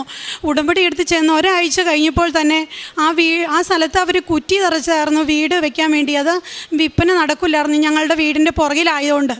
അപ്പോൾ ഞാൻ ഇങ്ങോട്ട് കൃപാസനത്തിൽ വന്നപ്പോൾ കുറ്റി വീട് പണിയാൻ വേണ്ടിയിട്ട് കുറ്റി അടിച്ച് വെച്ചേക്കും. അപ്പം ഞാൻ മനസ്സിലോർത്തു, മാതാവേ അവിടെ ഒരു വീടും കൂടി വന്നാൽ ഞങ്ങൾക്ക് അങ്ങോട്ടൊന്നും നടക്കാനോ ഭയങ്കര ബുദ്ധിമുട്ടാണല്ലോ മാതാവേ എന്ന് പറഞ്ഞു. പക്ഷേ ആഗ്രഹം ഉണ്ടായിരുന്നു ഉള്ളിൽ, മാതാവിനോട് ചോദിച്ചില്ല. അതിലും വലിയ ആഗ്രഹങ്ങൾ എനിക്കുണ്ടല്ലോ. അപ്പോൾ പിന്നെ ഞാനത് ചോദിക്കാതിരുന്നു. പിന്നെ വീട്ടിൽ ചെന്ന് കഴിഞ്ഞ് ഒരാഴ്ച കഴിഞ്ഞപ്പം ചേട്ടൻ പറഞ്ഞു, നമുക്കത് മേടിക്കാം, ഒരു ചിട്ടി കിട്ടാനുണ്ട്. അപ്പം എൻ്റെ സഹോദരന് ആ പൈസ കൊടുക്കാനുള്ളതാണ്. അപ്പോൾ ചേട്ടായിയോട് ചോദിച്ചപ്പോൾ ചേട്ടായി പറഞ്ഞു, അത് മേടിച്ചിട്ടോ എന്ന് പറഞ്ഞു. അപ്പോൾ എൻ്റെ ചേട്ടായി ഉടമ്പടി ലോക്കറ്റ് ആയിട്ട് ഈ സ്ഥലത്തിൻ്റെ അടുത്ത് ചെന്നു, സ്ഥലക്കാരൻ്റെ അടുത്ത് ചെന്ന് പറഞ്ഞു. അവർ പറഞ്ഞു, എന്നാൽ നമുക്ക് നടത്തിയേക്കാം, ഇത് 6 മാസത്തെ അവധി തരാം എന്ന് പറഞ്ഞു. അപ്പോഴത്തേക്കും ഞങ്ങളുടെ ചിട്ടിയൊക്കെ കിട്ടാനുണ്ട്, അപ്പോഴത്തേക്കും അവധി തരാമെന്ന് പറഞ്ഞ് അത് ഞങ്ങൾ മേടിച്ചു. അങ്ങനെ ഒരു വലിയ അത്ഭുതം ഞങ്ങൾക്ക് മാതാവ് ഇവിടെ വന്നത് നടത്തി തന്നു. അതുകൂടാതെ ഞങ്ങളുടെ വീടിൻ്റെ അങ്ങോട്ട് വഴി മാത്രം ഞങ്ങൾക്ക് അവകാശമുള്ള വഴി ഉണ്ടായിരുന്നുള്ളൂ.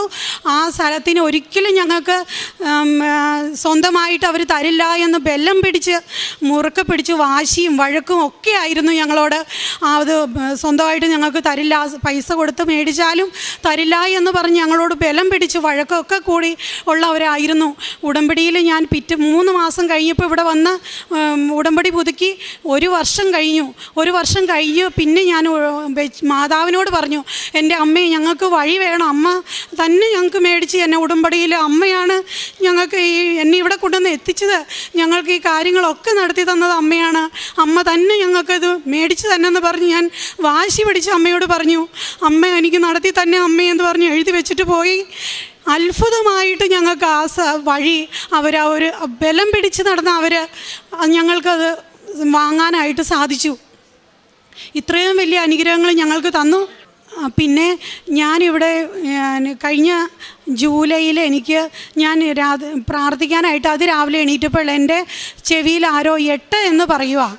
8 എന്ന് പറഞ്ഞപ്പം എനിക്ക് ഒരു പ്രായമായ ഒരു അമ്മയുടെ ഒരു സൗണ്ട് പോലെ എനിക്ക് തോന്നി, 8 എന്ന് പറഞ്ഞു. അപ്പം ഞാൻ കിടന്നുകൊണ്ട് തന്നെ ചേട്ടനോട് പറഞ്ഞു, ചേട്ടാ എന്നോട് 8 എന്ന് എന്നോട് ഒരാൾ പറയുന്നുണ്ട് എന്ന് പറഞ്ഞു. അപ്പം ഞങ്ങൾ 25-ാം തീയതി ഒക്കെ ആയപ്പോഴാണ് പറഞ്ഞത്. എന്നും ഞാൻ ഓർക്കും 8-ാം തീയതി എന്തോ ഒരു ഇടപെടലുണ്ടെന്ന് കരുതി ഞാൻ എന്നും പ്രാർത്ഥിക്കുമായിരുന്നു. 8-ാം തീയതി രാവിലെ ഹസ്ബൻഡ് ജോലിക്ക് പോകാനായിട്ട് പ്രാർത്ഥിച്ചു, ഉടമ്പടി തൈലം നെറ്റി പുരട്ടി പ്രാർത്ഥിച്ചിട്ട് ഇപ്പം ഞാൻ ഓടിച്ചെന്ന് പറഞ്ഞു, ഇന്ന് 8-ാം തീയതി ആട്ടോ, പ്രാർത്ഥിക്കണം, നീയും നന്നായിട്ട് പ്രാർത്ഥിക്കണം, നമ്മുടെ ബുദ്ധിമുട്ടുകളെ എല്ലാം ഓർത്ത് പ്രാർത്ഥിക്കണം, എന്തെങ്കിലും ഒരു ഇന്ന് അമ്മയുടെ ഇടപെടലുണ്ടാവും എന്ന് പറഞ്ഞ് ആൾ വീട്ടിൽ നിന്ന് പോയത്. വൈകുന്നേരമായിട്ടും വീട്ടിൽ നിന്ന് ആൾ ഫോൺ വിളിച്ചിട്ട് കിട്ടണില്ല. അപ്പം ഞാൻ ഓർത്ത്, ദൈവമേ ഇതെന്നാ ഇത്ര നേരമായിട്ടും വരാത്തെ. ഞാൻ പകലൊക്കെ ഓർത്ത് 8-ാം തീയതി ഇന്നാണല്ലോ, 8 എൻ്റെ ചെവിയിൽ ആരോ എൻ്റെ അമ്മ തന്നെയാണ് പറഞ്ഞത് എന്നെനിക്ക് ഉള്ളിൽ നല്ല ബോധമുണ്ടായിരുന്നു. എന്നിട്ട് ഞാൻ വൈകുന്നേരം ആയപ്പോൾ ഹസ്ബൻഡിനെ വിളിച്ചു നോക്കിയപ്പോൾ പുള്ളി ഫോൺ എടുക്കുന്നില്ല. ഒരു സുഹൃത്താണ് ഫോൺ എടുത്തത്. അപ്പം എന്ന് ചോദിച്ചപ്പോൾ പറഞ്ഞു, ഷിബു എന്നാണ് ഹസ്ബൻഡിൻ്റെ പേര്. പറഞ്ഞു ഷിബു ഹോസ്പിറ്റലിലാണ്, അവന് നെഞ്ചുവേദനയാണ്. ഞങ്ങൾ അടുത്തുള്ള ഹോസ്പിറ്റലിൽ കൊണ്ടുപോയപ്പോൾ അവർ പറഞ്ഞു അവിടെ നിന്ന് കൊണ്ടുപോകോ, വേറെ ഹോസ്പിറ്റലിലോട്ട് പോകോ എന്ന് പറഞ്ഞു. അടുത്തുള്ള ഹോസ്പിറ്റലിൽ ECG എടുത്തപ്പോൾ ഹൃദയമെടുപ്പ് 110 താഴെയുള്ള വരാവുള്ളൂ, അത് 210-9 നിൽക്കും. അപ്പോൾ വേഗം തൊടുപുഴ ഹോസ്പിറ്റലിലോട്ട് പൊക്കോ എന്ന് പറഞ്ഞു. അവരെല്ലാവരും കൂടെ ഉള്ളവരൊക്കെ പേടിച്ചു, ഭയങ്കരമായിട്ട് ടെൻഷൻ അടിച്ചു. എന്നോടൊന്നും പറഞ്ഞിട്ടില്ല, ഞാനൊന്നും അറിഞ്ഞിട്ടില്ല. അപ്പോൾ ഹോസ്പിറ്റലാണെന്ന് മാത്രമേ പറഞ്ഞിട്ടുള്ളൂ. ഗ്യാസിൻ്റെ ഒരു പ്രശ്നമാണ്, അതുകൊണ്ട് പേടിക്കൊന്നും വേണ്ട, അവനകത്ത് ECG എടുക്കുമെന്ന് മാത്രം അവർ പറഞ്ഞോളൂ. അവരവിടെ നിന്ന് തൊടുപുഴ ഹോസ്പിറ്റലിലോട്ട് കൊണ്ടുപോയി. അവിടെ ചെന്നപ്പം 210 ആയിരുന്നു, 215-19 കടന്നു. അപ്പോൾ കാഷ്വാലിറ്റി ചെന്നു, ECG അവർ എടുക്കാൻ വേണ്ടി കിടത്തിയപ്പോൾ 219 വന്നപ്പം അവർ വേഗം ICUയിലേക്ക് ഡോക്ടർമാരും നേഴ്സുമാരും എല്ലാം ഓടി ആളെയും കൊണ്ട് അകത്തേക്ക് കയറി അവർ ICU കയറ്റി കിടത്തി. ഡോക്ടർമാർക്ക് ഒക്കെ ഭയങ്കര വെപ്രാളപ്പെട്ട് വിഷമിച്ച് അവർ പറയുക, ദൈവമേ ഇത്രയും ഇടുപ്പാണോ, 219 ഇടുപ്പ്, ഇത്രയും ഒത്തിരി കൂടുതൽ ആളെ കിട്ടില്ലാത്ത അവസ്ഥയാണ് അവർ പറഞ്ഞ് ഭയങ്കരമായിട്ട് ടെൻഷൻ അടിച്ച് പറഞ്ഞു. അപ്പം ഡോക്ടർ പറഞ്ഞു, ചേട്ടാ ഞങ്ങളൊരു ഇഞ്ചക്ഷൻ എടുക്കാൻ പോവുകയാണ്, ചേട്ടൻ നന്നായിട്ട് പ്രാർത്ഥിക്കണം, എന്ത് വേണേലും സംഭവിക്കും, ചിലപ്പോഴത് പിടിക്കുകയാണെങ്കിൽ രക്ഷപ്പെടും, ഈ ഇഞ്ചക്ഷൻ എടുക്കുമ്പോൾ നന്നായിട്ട് ചുമച്ച് കഴിയുമ്പോൾ അവിടെയാണ് ഇതിന് ചുമച്ചാലാണ് ഇത് പറ്റുള്ളൂ, നന്നായിട്ട് ശക്തി എടുത്ത് ചുമക്കണമെന്ന് പറഞ്ഞു. ചേട്ടൻ്റെ കയ്യെ പിടിച്ചു, അവർ ഇഞ്ചക്ഷൻ എടുക്കാനായിട്ടെല്ലാം ശരിയാക്കി വെച്ചു. അന്നേരം ചേട്ടനോട് പറഞ്ഞു, ഇപ്പം നന്നായിട്ട് പ്രാർത്ഥിക്കണോട്ടെ ചേട്ടാ എന്ന് പറഞ്ഞു. അപ്പം ചേട്ടൻ്റെ കഴുത്തേൽ, ചേട്ടൻ ഉടമ്പടി എടുത്തതായിരുന്നു, ഞങ്ങൾ 2 പേരും ഉടമ്പടി എടുത്തു. അപ്പം ഇവിടെ വന്നപ്പോൾ പറഞ്ഞു, ഒരാൾ ഉടമ്പടി എടുത്താൽ മതി, ചേട്ടൻ ഉടമ്പടി എടുക്കേണ്ട, അത് ഒന്നായിട്ട് പ്രാർത്ഥിച്ചാൽ മതി എന്ന് പറഞ്ഞാൽ ചേട്ടൻ ഒന്ന് പുതുക്കിയുണ്ടായിരുന്നുള്ളൂ, ചേട്ടൻ്റെ ഉടമ്പടി പിന്നെ എടുത്തില്ലായിരുന്നു. ഞാൻ 11 ഉടമ്പടി എടുത്ത് മുടങ്ങാതെ പുതുക്കിയതായിരുന്നു. അപ്പം എൻ്റെ കൂടെ പ്രാർത്ഥന ചെല്ലുമായിരുന്നു. അപ്പം ലോക്കറ്റ് ഉള്ളതുകൊണ്ട് ചേട്ടൻ്റെ കഴുത്തിൽ ലോക്കറ്റ് ഉണ്ട്. അപ്പം മാതാവിൻ്റെ ഈ ലോക്കറ്റ് കണ്ട് ആ ഡോക്ടർ തന്നെ ചങ്കിലേക്ക് ഇറക്കി വെച്ചിട്ട് പറഞ്ഞു, ചേട്ടാ നന്നായിട്ട് പ്രാർത്ഥിച്ചോളണം. അവരെല്ലാവരും കൂടി നേഴ്സുമാരും ഡോക്ടർമാരും എല്ലാം ഭയങ്കര ബഹളം, ഡോക്ടർമാരും നേഴ്സുമാരും ഈശോയെ രക്ഷിക്കണേ എന്ന്, മറ്റുള്ള നേഴ്സുമാർ പറഞ്ഞു, ചേട്ടാ നന്നായിട്ട് ചുമക്കുക ചേട്ടാ, ഈശോയെ രക്ഷിക്കണേ എന്ന് ഡോക്ടർമാർ കരഞ്ഞു പറയുമെന്നാണ് ചേട്ടൻ എന്നോട് പറഞ്ഞേ. അത് ഇഞ്ചക്ഷൻ കൊടുത്തു, കൈ പൊക്കി ശരിക്കും ചേട്ടൻ ആഞ്ഞ് ചുമക്കുക ചേട്ടാന്ന് പറഞ്ഞു. ചുമച്ചു. 1 മിനിറ്റ് കഴിഞ്ഞതേക്കും 219 ECGയുടെ ഹൃദയമെടുപ്പ് 102 വന്നു. ഞാനിതൊന്നും അറിഞ്ഞില്ല, വീട്ടിലിരിക്കുവാണ്. ഇതേ സമയം കറക്റ്റ് സമയത്താണ് ഞാൻ വിളിച്ച് ECG എടുത്തോണ്ടിരുന്ന സമയത്താണ് ഞാൻ വിളിച്ചത്. എനിക്ക് ഒരു മനസ്സിലൊരു വിഷമം തോന്നി, ഇത്ര നേരമായിട്ടും വിളിച്ചില്ല. ഇത് 8 എന്ന് എൻ്റെ ചെവിയിൽ ഒന്ന് പറഞ്ഞ് ഇതുണ്ടെന്ന് എനിക്ക് ശരിക്കും എൻ്റെ അമ്മ തന്നെയാണ് എന്നോട് പറഞ്ഞതെന്ന് എനിക്ക് ശരിക്കും അറിയാമായിരുന്നു. അപ്പം തന്നെ ഞാൻ സുഹൃത്തിങ്ങനെ പറഞ്ഞപ്പോൾ തന്നെ ഞാൻ മോനെ വിളിച്ചു. മോൻ പറഞ്ഞു, പോകാം അമ്മേ നമുക്ക് ഹോസ്പിറ്റലിലോട്ടെന്ന് പറഞ്ഞു. ഇല്ല നമുക്ക് പ്രാർത്ഥിക്കാം, ഞാൻ വേഗം ഡ്രസ്സ് മാറി പോകാൻ വേണ്ടി അമ്മയുടെ മുമ്പിൽ മുട്ട് മുട്ടുകുത്തി പ്രാർത്ഥിച്ചു. കൃപാസന അമ്മ, എൻ്റെ അമ്മ തന്നെയാണ് ഇന്ന് 8-ാം തീയതി എന്ന് പറഞ്ഞു തന്നതെങ്കിൽ എൻ്റെ ചേട്ടനെ നീ രക്ഷിക്കണം എന്ന് മുട്ടിപ്പായിട്ട് കരഞ്ഞ് പ്രാർത്ഥിച്ചു. അപ്പോൾ ഞാൻ അപ്പം തന്നെ പറഞ്ഞു, എൻ്റെ ചേട്ടനോട് ഇങ്ങോട്ട് തന്നെ വിളിക്കാൻ പറയണം, എന്നാലേ ഞാൻ വിശ്വസിക്കുകയുള്ളൂ. ബൈജു എന്ന് പറഞ്ഞ സുഹൃത്തായിരുന്നു. അവർ രണ്ടുപേരും കുറേ പേരെല്ലാവരും ടെൻഷൻ അടിച്ച് ഹോസ്പിറ്റലിൽ നിൽക്കുകയാണ്. അവൾ വിളിക്കുമ്പോൾ ചേട്ടൻ തന്നെ പറഞ്ഞു, എന്നോട് പറയണ്ട, എനിക്ക് വേഗം ടെൻഷനാവും, അതുകൊണ്ട് എന്നോട് പറയണ്ട എന്ന് പറഞ്ഞുകൊണ്ട് അവർ പറഞ്ഞില്ല. ഗ്യാസിൻ്റെ പ്രശ്നം മാത്രമേ ഉള്ളൂ, അതുകൊണ്ട് നീ ഷീജ പേടിക്കണ്ട എന്ന് പറഞ്ഞു. അതുകൊണ്ട് അവർ പ്രാർത്ഥിച്ചു. ഞങ്ങൾ മുട്ടുകുത്തി ഉടമ്പടി തൈലം വെച്ച് പ്രാർത്ഥിച്ചു കഴിഞ്ഞ് ഇപ്പം തന്നെ അവനോട് വിളിക്കാൻ പറയാമെന്ന് അവർ പറഞ്ഞു.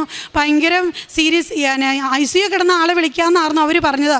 പക്ഷേ ഞാൻ പ്രാർത്ഥിച്ചു കഴിഞ്ഞ് കുറച്ച് നേരം കഴിഞ്ഞപ്പോഴത്തേക്കും അത്ഭുതമായിട്ട് മാതാവ് ചേട്ടനെ കൊണ്ട് തന്നെ വിളിപ്പിച്ചു. ചേട്ടൻ വിളിച്ചു, ഒരു കുഴപ്പമില്ല, എല്ലാം ശരിയായി, ചെറിയൊരു ഗ്യാസിൻ്റെ പ്രശ്നം തന്നെ ഉള്ളൂ തന്നെയാണ്. ഞാൻ വീട്ടിൽ നിന്ന് ഹോസ്പിറ്റലിൽ ചെന്നപ്പോഴാണ് അറ്റാക്കിൻ്റെ പ്രശ്നമായിരുന്നു, സൈലൻ്റ് അറ്റാക്ക് ആയിരുന്നു ചേട്ടന് വന്നത്. അപ്പം തന്നെ ഹോസ്പിറ്റലിൽ കൊണ്ടുപോയോണ്ട് രക്ഷപ്പെട്ടു. ഒരു 10 കിലോമീറ്റർ, ഒരു 2 കിലോമീറ്റർ അകലെയാണ് വീട്.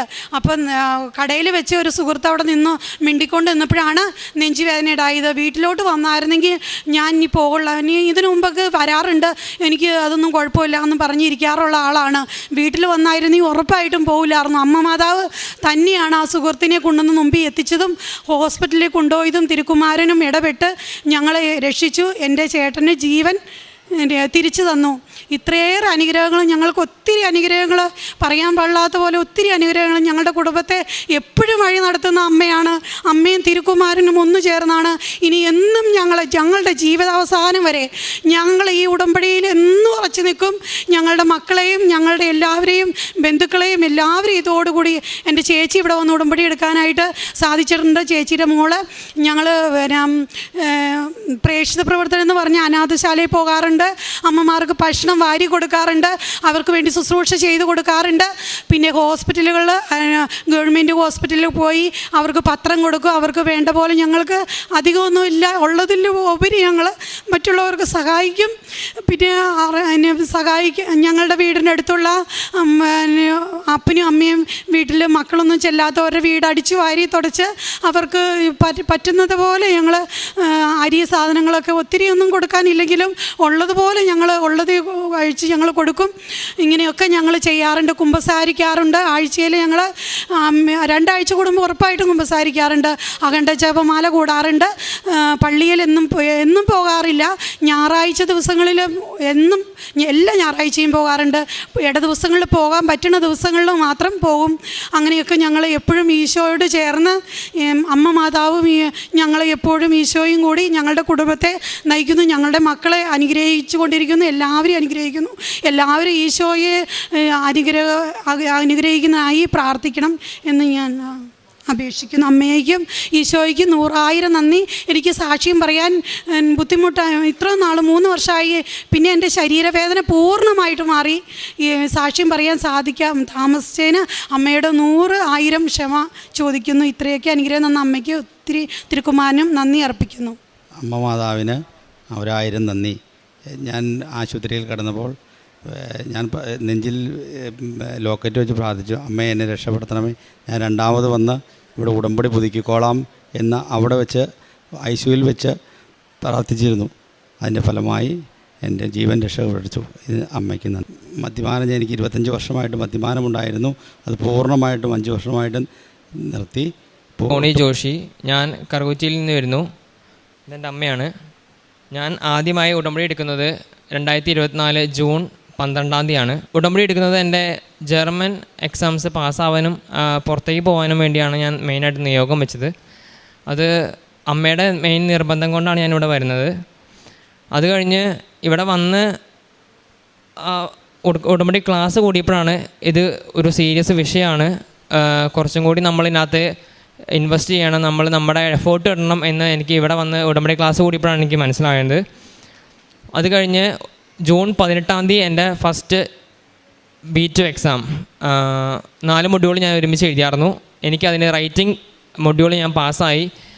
അപ്പോൾ എനിക്ക് കുറേ ഭയങ്കര സന്തോഷം. ഞാൻ അതിന് മാതാവിനോട് കുറേ നന്ദി പറയുകയും ചെയ്തായിരുന്നു. ഞാൻ ഉടമ്പടി എക്സാമിന് പോകുമ്പോൾ ഉടമ്പടി തൈലം പുരട്ടി പ്രാർത്ഥിക്കുകയും ഞാൻ ഉപ്പിട്ട് പരീക്ഷ ഹാളിലേക്ക് കയറുകയും ചെയ്തു. അങ്ങനെയാണ് പരീക്ഷ എഴുതിയത്. റൈറ്റിംഗ് മൊഡ്യൂൾ പാസ്സായി. അത് കഴിഞ്ഞ് പിന്നെ ഓരോ മൊഡ്യൂളിനും നമ്മൾ ഇമെയിൽ അയച്ചിട്ട് വേണം നമ്മൾ കേരളത്തിൽ കിട്ടാനായിട്ട്, ഓരോ മൊഡ്യൂളും കിട്ടാനായിട്ട്. അപ്പോൾ അതിന് ടൈം എടുക്കണ ലാഗ് അടിച്ചു. അപ്പോൾ അടുത്ത എക്സാം സെപ്റ്റംബറിലായിരുന്നു. ആ എക്സാമിന് വരുമ്പോഴേക്കും ഞാൻ കുറേശ്ശെ ഉടമ്പടി ഉഴപ്പി തുടങ്ങിയായിരുന്നു. പിന്നെ ആ എക്സാം ഒരു മൊഡ്യൂൾ എഴുതിയിട്ടുണ്ടായിരുന്നു. ആ എക്സാം മൊഡ്യൂൾ കിട്ടിയില്ല. പിന്നെ അടുത്ത എക്സാം നവംബറിൽ എഴുതിയായിരുന്നു. ആ എക്സാമും കിട്ടിയില്ല. അപ്പോൾ കുറേയൊക്കെ ഞാൻ ഡൗണായി തുടങ്ങിയായിരുന്നു. എൻ്റെ കുറേ ഹോപ്പൊക്കെ കുറേ പോയായിരുന്നു. പക്ഷേ എനിക്കൊരു വചനം ഉണ്ടായിരുന്നു, അവസാനം വരെ സഹിച്ച് നിൽക്കാൻ രക്ഷപ്പെടും എന്നുള്ളൊരു വചനം ഞാൻ കേട്ടിട്ടുണ്ടായിരുന്നു. ഒരു ഇടയ്ക്ക് ഞാൻ ഉടമ്പടി ധ്യാനം അന്ന് കൂടിയപ്പോൾ അന്നൊരിടയ്ക്ക് ഒരു വചനം കേട്ടതായിരുന്നു. ആ വചനം ഭയങ്കരമായിട്ട് എന്നെ സ്ട്രൈക്ക് ചെയ്തായിരുന്നു. അത് വെച്ചിട്ടാണ് ഞാൻ അമ്മയോട് പറഞ്ഞു, അമ്മ ലാസ്റ്റ് വരെ നോക്കാം. എന്നോട് കുറേ പേര് പറഞ്ഞു, ഇത് കിട്ടണില്ലെങ്കിൽ കുറേ നാളെയില്ലെങ്കിൽ നോക്കണു, നീ വേണമെങ്കിൽ നീ അടുത്ത MSc നോക്ക്, അല്ലെങ്കിൽ നീ വേറെ ഇത് നോക്കാമെന്ന് പറഞ്ഞു. പക്ഷെ ഞാൻ പറഞ്ഞു ലാസ്റ്റ് മിനിറ്റ് വരെ എനിക്ക് നോക്കണം എന്ന് പറഞ്ഞ് അതിനെ ഞാൻ ഹോപ്പ് ചെയ്തുകൊണ്ടിരുന്നു. ഡിസംബർ ആയപ്പോൾ എൻ്റെ ഫ്രണ്ട് ഒരാൾ പറഞ്ഞു, നമ്മൾ പഠിച്ച ഇൻസ്റ്റിറ്റ്യൂട്ടിൽ ഇത് വന്നിട്ട് ഒരു ഇൻസ്റ്റയിൽ പോസ്റ്റ് വന്നിട്ടുണ്ട്, നമുക്കൊരു ഇൻ്റർവ്യൂ വന്നിട്ടുണ്ട്, നമുക്ക് പുറത്തേക്ക് പോകാനായിട്ടുള്ള ഹൗസ് ബിൽഡിങ്ങിൻ്റെ ഇൻ്റർവ്യൂ ഇൻടേക്ക് ഉണ്ട്, സെപ്റ്റംബർ ഇൻടേക്ക് ഉണ്ട്. അപ്പോൾ അതിന് വേണ്ടി അപ്ലൈ ചെയ്യാം, രജിസ്റ്റർ ചെയ്യാം എന്ന് പറഞ്ഞ്. അപ്പോൾ ഞാൻ അതിൽ സെക്കൻഡ് ലാസ്റ്റ് ഡേ ആയിരുന്നു. ഞാൻ അന്ന് തന്നെ അവിടേക്ക് വിളിച്ചു ചോദിച്ചു. അപ്പോൾ അവർ പറഞ്ഞു നാളെ വന്ന് രജിസ്റ്റർ ചെയ്യാം എന്ന് പറഞ്ഞ്. അപ്പോൾ ഞാൻ നാളെ പിറ്റേ ദിവസം തന്നെ പോയി രജിസ്റ്റർ ചെയ്യാൻ പറ്റി. എനിക്ക് ജനുവരിയിലായിരുന്നു എൻ്റെ ഇൻ്റർവ്യൂ പ്രിപ്പറേഷൻ. എനിക്ക് പങ്കെടുക്കാൻ പറ്റി. ഇൻ്റർവ്യൂ പ്രിപ്പറേഷൻ കഴിഞ്ഞ് ഇപ്പോൾ എനിക്ക് കുറച്ചും കൂടി ആ ലാംഗ്വേജിൽ കുറച്ചും കൂടി ഒരു അണ്ടർസ്റ്റാൻഡിങ് കിട്ടിയായിരുന്നു. അത് കഴിഞ്ഞ് ഇൻ്റർവ്യൂ പ്രിപ്പറേഷൻ കഴിഞ്ഞ് കുറച്ച് നാൾ കഴിഞ്ഞപ്പോഴേക്കും എനിക്ക് ഞാൻ പഠിച്ച ഇൻസ്റ്റിറ്റ്യൂട്ടിൽ തന്നെ എനിക്ക് ജോലി ചെയ്യാൻ പറ്റി. A1 to B1 പഠിപ്പിക്കാനായിട്ട് എനിക്ക് പറ്റി. എൻ്റെ ഇൻ്റർവ്യൂ പ്രിപ്പറേഷൻ കഴിഞ്ഞ് ഞാൻ സെക്കൻഡ് ആയിട്ട് എൻ്റെ ഉടമ്പടി ഞാൻ ആദ്യമായിട്ട് റിന്യൂ ചെയ്യുന്നത് മാർച്ചിലാണ്. അത് അത്രയും നാൾ ഞാൻ ഉടമ്പടി ഞാൻ കയ്യിലുള്ള പോലെ തന്നെ കൊണ്ടു നടക്കാറുന്നു. പക്ഷേ ഞാൻ റിന്യൂ ചെയ്തത് മാർച്ച് 7-ാം തീയതിയാണ് റിന്യൂ ചെയ്യണേ. മാർച്ച് 7-ാം തീയതി കഴിഞ്ഞ് മാർച്ച് 14-ാം തീയതി ആയപ്പോഴേക്കും എനിക്ക് മെയിൽ വന്നേക്കാണ്, ഇൻ്റർവ്യൂവിന് മെയിൽ വന്നേക്കാണ്. അപ്പോൾ ഇൻ്റർവ്യൂവിന് നിങ്ങളൊരു ഡേറ്റ് തിരഞ്ഞെടുക്കുക, നിങ്ങൾക്ക് അന്ന് ആ ഡേറ്റിൽ നിങ്ങൾക്ക് ഇൻ്റർവ്യൂ ഉണ്ടാവുമെന്ന് പറഞ്ഞ് മെയിൽ വന്നേക്കാണ്. അപ്പോൾ അവന് കുറേ നന്ദി പറഞ്ഞു അന്ന്. അത് കഴിഞ്ഞ് എനിക്ക് ഞാൻ പഠിപ്പിക്കുന്ന ഇൻസ്റ്റിറ്റ്യൂട്ടിൽ തന്നെ എനിക്ക് അവിടെ വെച്ച് എനിക്ക് ഇൻ്റർവ്യൂവിന് കൂടാൻ പറ്റി. അത് ഏപ്രിൽ 14-ാം തീയതി ആയിരുന്നു എൻ്റെ ഇൻ്റർവ്യൂ. അത് വളരെ നന്നായിട്ട് പാസ്സാകാൻ പറ്റി. എംപ്ലോയറിനും വളരെ കാര്യമായിട്ട് ഇഷ്ടപ്പെട്ടു എന്ന് എംപ്ലോയർ എന്നെ കുറേ പ്രശംസ നൽകിയായിരുന്നു. അത് കഴിഞ്ഞ് ഇതിനിടയ്ക്ക് ഒരു പ്രശ്നം എന്ന് പറഞ്ഞു കഴിഞ്ഞാൽ എനിക്ക് ഒരു 1 മൊഡ്യൂൾ വെച്ചിട്ടാണ് ഞാൻ ഇത്രയും നാളെ പ്രോസസ്സിങ് തുടങ്ങിക്കൊണ്ടിരുന്നത്. അപ്പോൾ ഇതിൻ്റെ 1 മൊഡ്യൂൾ പ്രോസസ്സിങ് ചെയ്യുമ്പോൾ അത് ചെയ്യുന്നവർക്ക് ജർമ്മൻ പോകുന്നവർക്ക് അറിയാം, ഇത് വളരെ ഹാർഡാണ് ആ ഇൻടേക്ക്. അപ്പോൾ 1 മൊഡ്യൂൾ എനിക്ക് ലാസ്റ്റ് മിനിറ്റ് വരെ 1 മൊഡ്യൂളാണ് ഇപ്പോഴും ലാസ്റ്റ് മിനിറ്റ് വരെ ഉണ്ടായിരുന്നത്. അപ്പോൾ ഈ പ്രോസസ്സിങ്ങിനിടയ്ക്ക് ഞങ്ങൾക്ക് ഇതിനു വേണ്ടി അവിടെ പ്രോസസ്സിങ് ചെയ്യുന്ന അച്ഛനുണ്ട്. അപ്പോൾ അച്ഛൻ ഇടയ്ക്ക് ഞങ്ങളോട് ഭയങ്കര കോൺടാക്ട് ചെയ്യുമ്പോൾ പറയും, നിൻ്റെ ടോണി നിൻ്റെ ഭയങ്കര പ്രശ്നങ്ങളുണ്ടാവും, അപ്പോൾ നീ പ്രാർത്ഥിക്കുക എന്ന് പറഞ്ഞു. അപ്പോൾ പിന്നെ അച്ഛനിങ്ങനെ പറഞ്ഞപ്പോൾ എനിക്ക് ഭയങ്കര വിഷമമായി. ഞാൻ ഒരു ദിവസം ഞാൻ പഠിപ്പിക്കുന്ന സ്ഥലത്ത് നിന്ന് ഹാഫ് ഡേ ലീവ് എടുത്ത് അടുത്തുള്ള പള്ളിയിൽ പോയി പ്രാർത്ഥിക്കുമായിരുന്നു. അന്ന് ഞാൻ ഫോൺ ഓഫ് ചെയ്തേക്കായിരുന്നു. അന്ന് ഉച്ചയ്ക്ക് 12 മണിയായപ്പോൾ ഞാൻ ഫോൺ ഓൺ ചെയ്ത് ഞാൻ പള്ളിയിൽ നിന്ന് പുറത്തിറങ്ങി ഫോൺ ഓൺ ചെയ്ത് നോക്കിയപ്പോൾ എനിക്ക് 2-3 മിസ്ഡ് കോൾ വന്ന് ഇൻസ്റ്റിറ്റ്യൂട്ടിൽ നിന്ന്, നിനക്ക് കോൺട്രാക്റ്റ് വന്നില്ലാടാ, അതിൻ്റെ ഇത് കോപ്പി എനിക്ക് അയക്കാൻ പറഞ്ഞിട്ട്. എൻ്റെ ജോബിൻ്റെ കോൺട്രാക്റ്റ് അന്ന് വന്നായിരുന്നു. അതായത് ഹൗസ് ബിൽഡിംഗ് പഠിക്കാൻ പോകുമ്പോൾ നമുക്ക് ഒരു ഹോസ്പിറ്റലിൽ നിൽക്കണം, അവിടുത്തെ കോൺട്രാക്റ്റ് അന്ന് വന്നേക്കാണ്.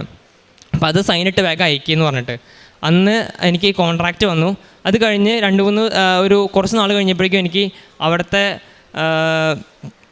സ്കൂൾ കോൺട്രാക്റ്റ് വന്നു, അതും സൈനിട്ട് അയച്ചു. അത് കഴിഞ്ഞ് പിന്നെ 2-3 നാളത്തേക്ക് വളരെ സ്മൂത്തായിട്ട് പോയി. എൻ്റെ റെൻറ്റ് കോൺട്രാക്റ്റും വന്നു. അത് കഴിഞ്ഞ് പക്ഷേ എപ്പോഴും എനിക്ക് 1 മൊഡ്യൂളാട്ടോ എനിക്ക് വീണ്ടും ഞാൻ അറ്റംപ്റ്റ് ചെയ്യുന്നുണ്ട്. ഞാൻ ഫെബ്രുവരിയിൽ അറ്റംപ്റ്റ് ചെയ്തു, മാർച്ചിൽ അറ്റംപ്റ്റ് ചെയ്തു, ഏപ്രിൽ അറ്റംപ്റ്റ് ചെയ്തു. പിന്നെ അപ്പോഴൊക്കെ ഞാൻ ബാംഗ്ലൂർ, കൊൽക്കത്ത, മുംബൈയിലൊക്കെ പോയി അറ്റംപ്റ്റ് ചെയ്തായിരുന്നു. പക്ഷേ അപ്പോഴൊക്കെ എനിക്ക് ഫെയിലായി. അത് ഞാൻ വീണ്ടും ജൂണിൽ ഞാൻ റിന്യൂ ചെയ്തു ഉടമ്പടി. ഞാൻ കൂടുതൽ ഇതായിട്ട് പ്രാർത്ഥിക്കാൻ തുടങ്ങി. ഞങ്ങൾ കാരുണ്യ പ്രവർത്തിക്കൊക്കെ പോയി തുടങ്ങി. ഞാൻ പ്രേക്ഷിത പ്രവർത്തനം കുറച്ചും കൂടി കൂടുതലായിട്ട് സജീവമായിട്ട് ചെയ്യാൻ തുടങ്ങി. ആ സമയത്ത് ജൂണിൽ ഉടമ്പടി പുതുക്കി. ജൂണിൽ ഉടമ്പടി പുതുക്കി കുറച്ച് കഴിഞ്ഞപ്പോഴേക്കും എൻ്റെ എക്സാംസ്, അതായത് ജൂണിൽ എഴുതിയ എക്സാം, ആ എക്സാമിന് വളരെ നന്നായിട്ട് ഞാൻ പാസ്സായി. അത് ലേസൺ മൊഡ്യൂൾ, അതായത് റീഡിങ് മൊഡ്യൂളായിരുന്നു. ആ റീഡിങ് മൊഡ്യൂൾ ഞാൻ മുംബൈയിൽ എഴുതിയത്, അത് പാസ്സായി. അത് കഴിഞ്ഞ് കൊൽക്കത്തയിൽ എഴുതിയായിരുന്നു സ്പീക്കിംഗ് മൊഡ്യൂളും ഞാൻ ജൂലൈ 16 എഴുതിയായിരുന്നു. ആ സ്പീക്കിംഗ് മൊഡ്യൂളും പാസ്സായി. അത് കഴിഞ്ഞ് ജൂലൈ 28 ഞാൻ ചെന്നൈയിൽ ഹിയറിംഗ് മൊഡ്യൂൾ എഴുതിയായിരുന്നു. അത് ഈ അടുത്ത് റിസൾട്ട് വന്നു, ഈ ബുധനാഴ്ച റിസൾട്ട് വന്നു. അതും ഞാൻ പാസ്സായി. അതിന് 82 മാർക്ക് ഉണ്ടായിരുന്നു. അത് വളരെ ഞാൻ കരഞ്ഞ് പറഞ്ഞുകൊണ്ടിരുന്ന, കാരണം എക്സാമിൻ്റെ ഈ മൊഡ്യൂളിൽ ബാക്കി പെൻഡിങ് ഉണ്ടെങ്കിൽ അവിടെ ചെല്ലുമ്പോൾ നമുക്കത് ക്ലിയർ ചെയ്യാനായിട്ട് ചിലപ്പോൾ ഒരു ടൈം ലിമിറ്റ് വെക്കും. അപ്പോൾ നമുക്ക് അതിന് വേണ്ടി കുറേ ഹാർഡ് വർക്ക് അതിൻ്റെ പുറകെ ഉണ്ടാവും. അപ്പോൾ അവിടെ നമുക്ക് ഇതിൻ്റെ നമ്മുടെ വർക്കും സ്കൂളിലെ പഠിത്തവും നമുക്ക് സിലബസ് ഭയങ്കര കോംപ്ലിക്കേറ്റഡ് ആയിരിക്കും എന്ന് അവിടെ പോയ സീനിയേഴ്സ് പറഞ്ഞായിരുന്നു. അപ്പോൾ അങ്ങനെ അതിനുവേണ്ടി കുറേ പ്രാർത്ഥിച്ചായിരുന്നു. അത് കഴിഞ്ഞ് ഇതിൻ്റെ ഇടയിൽ എന്ന് പറയുമ്പോൾ ഞങ്ങളുടെ ഇൻ്റർവ്യൂ ഇതിനു വേണ്ടി അവിടെയുള്ള അച്ഛൻ എനിക്ക് വേണ്ടി ഇങ്ങനെ ഹാർഡാണെന്ന് പറഞ്ഞതിൻ്റെ കുറേ പ്രോസസ്സിങ് കുറേ പാടാണെന്ന് പറഞ്ഞപ്പോൾ ഞാൻ അച്ഛന് വേണ്ടി കുറേ പ്രാർത്ഥിച്ചായിരുന്നു. അപ്പോൾ അച്ഛൻ അത് കഴിഞ്ഞ് എനിക്ക് വേണ്ടി എൻ്റെ ജോബിൻ്റെ ഇൻ്റർവ്യൂവിൻ്റെ ഈ പേപ്പർ വർക്കിന് വേണ്ടി കുറേ എൻ്റെ പേപ്പർ വർക്കിന് വേണ്ടി കുറേ ഓടി നടന്നിരുന്നു അന്ന്. അത് അച്ഛൻ ലാസ്റ്റ് എന്നോട് പറഞ്ഞായിരുന്നു, കുറച്ച് ഇതുണ്ടായിരുന്നു പറഞ്ഞായിരുന്നു. ലാസ്റ്റ് എനിക്ക് വിസ ഇൻ്റർവ്യൂ ഓഗസ്റ്റ് 6 എനിക്ക് വിസ ഇൻ്റർവ്യൂ വന്നായിരുന്നു. അപ്പോൾ വിസ ഇൻ്റർവ്യൂവിന് പോകുമ്പോൾ ഞങ്ങളുടെ കൂടെ പോയ മിക്കവർക്കും പ്രീ അപ്രൂവൽ എന്ന് പറഞ്ഞ ഒരു പേപ്പറുണ്ട്, ഡോക്യുമെൻ്റ് ഉണ്ട്. ആ പ്രീ അപ്രൂവൽ എന്ന് പറയുമ്പോൾ നമുക്ക് അവിടുത്തെ ഗവൺമെൻറ് നമ്മൾ ഓക്കെയാണ്, അവിടുത്തെ ഇവരെ ഓക്കെയാണ്, ഇവർക്ക് വിസ കൊടുക്കണതിന് കുഴപ്പമില്ല എന്നുള്ളൊരു ഡോക്യുമെൻ്റാണത്. അപ്പോൾ ആ പ്രീ അപ്രൂവൽ എനിക്ക് ആ നേരത്തെ കിട്ടിയിട്ടില്ല. എനിക്ക് ലാസ്റ്റ് മിനിറ്റ് വരെ കിട്ടിയിട്ടില്ല. കാരണം എൻ്റെ പ്രോസസ്സിങ് കുറവാണ്. പ്രോസസ്സിങ്ങിൻ്റെ പേപ്പർ വർക്കിൽ 1 മൊഡ്യൂൾ, ആ സമയത്ത് എനിക്ക് 1 മൊഡ്യൂൾ 2 മൊഡ്യൂൾ ഉണ്ടായുള്ളൂ. അപ്പോൾ അത് വളരെ ഒരു പ്രശ്നമായിരുന്നു. ഞാൻ അമ്മയോട് പറഞ്ഞു, ഓഗസ്റ്റ് 1 അപ്പോൾ ഞാൻ അമ്മയോട് പറഞ്ഞു, അമ്മേ 6 എൻ്റെ വിസ ഇൻ്റർവ്യൂ, എനിക്ക് 6 മുമ്പേ എങ്ങനെയെങ്കിലും എൻ്റെ വിസ പ്രീ അപ്രൂവൽ എനിക്ക് ഓക്കെ ആക്കി തരണം. കറക്റ്റ് 5 എനിക്ക് ഞാൻ എൻ്റെ ഡോക്യുമെൻറ്റ്സ് കളക്ട് ചെയ്യാനായിട്ട് ഞാൻ എൻ്റെ ഇൻസ്റ്റിറ്റ്യൂട്ടിൽ പോയപ്പോൾ 5 എനിക്ക് ഞാൻ അവിടെ നിൽക്കുമ്പോൾ ആ നേരത്താണ് അവിടെ നിന്ന് ഇത് വരണേ മെയിൽ വന്ന് ഇൻസ്റ്റിറ്റ്യൂട്ടിലേക്ക് മെയിൽ വന്നു, എൻ്റെ പ്രീ അപ്രൂവൽ റെഡി ആയി എന്ന് പറഞ്ഞിട്ട്. ഞാൻ അപ്പോൾ തന്നെ കുറേ നേരം അമ്മയ്ക്ക്, ഈശോയ്ക്കും, ഒരുപാട് കൃപാസന അമ്മയ്ക്കും ഒരുപാട് നന്ദി പറഞ്ഞു. അത് കഴിഞ്ഞ് ഞാൻ പിറ്റേ ദിവസം വിസ ഇൻ്റർവ്യൂവിന് പോയി. കറക്റ്റ് 12 ദിവസം, അതായത് ഓഗസ്റ്റ് 18 എനിക്ക് വിസ വന്നു. ഈ സെപ്റ്റംബർ 1 എൻ്റെ അവിടുത്തെ ക്ലാസ് തുടങ്ങണേ, സെപ്റ്റംബർ ഇൻടേക്കിനുള്ളത്.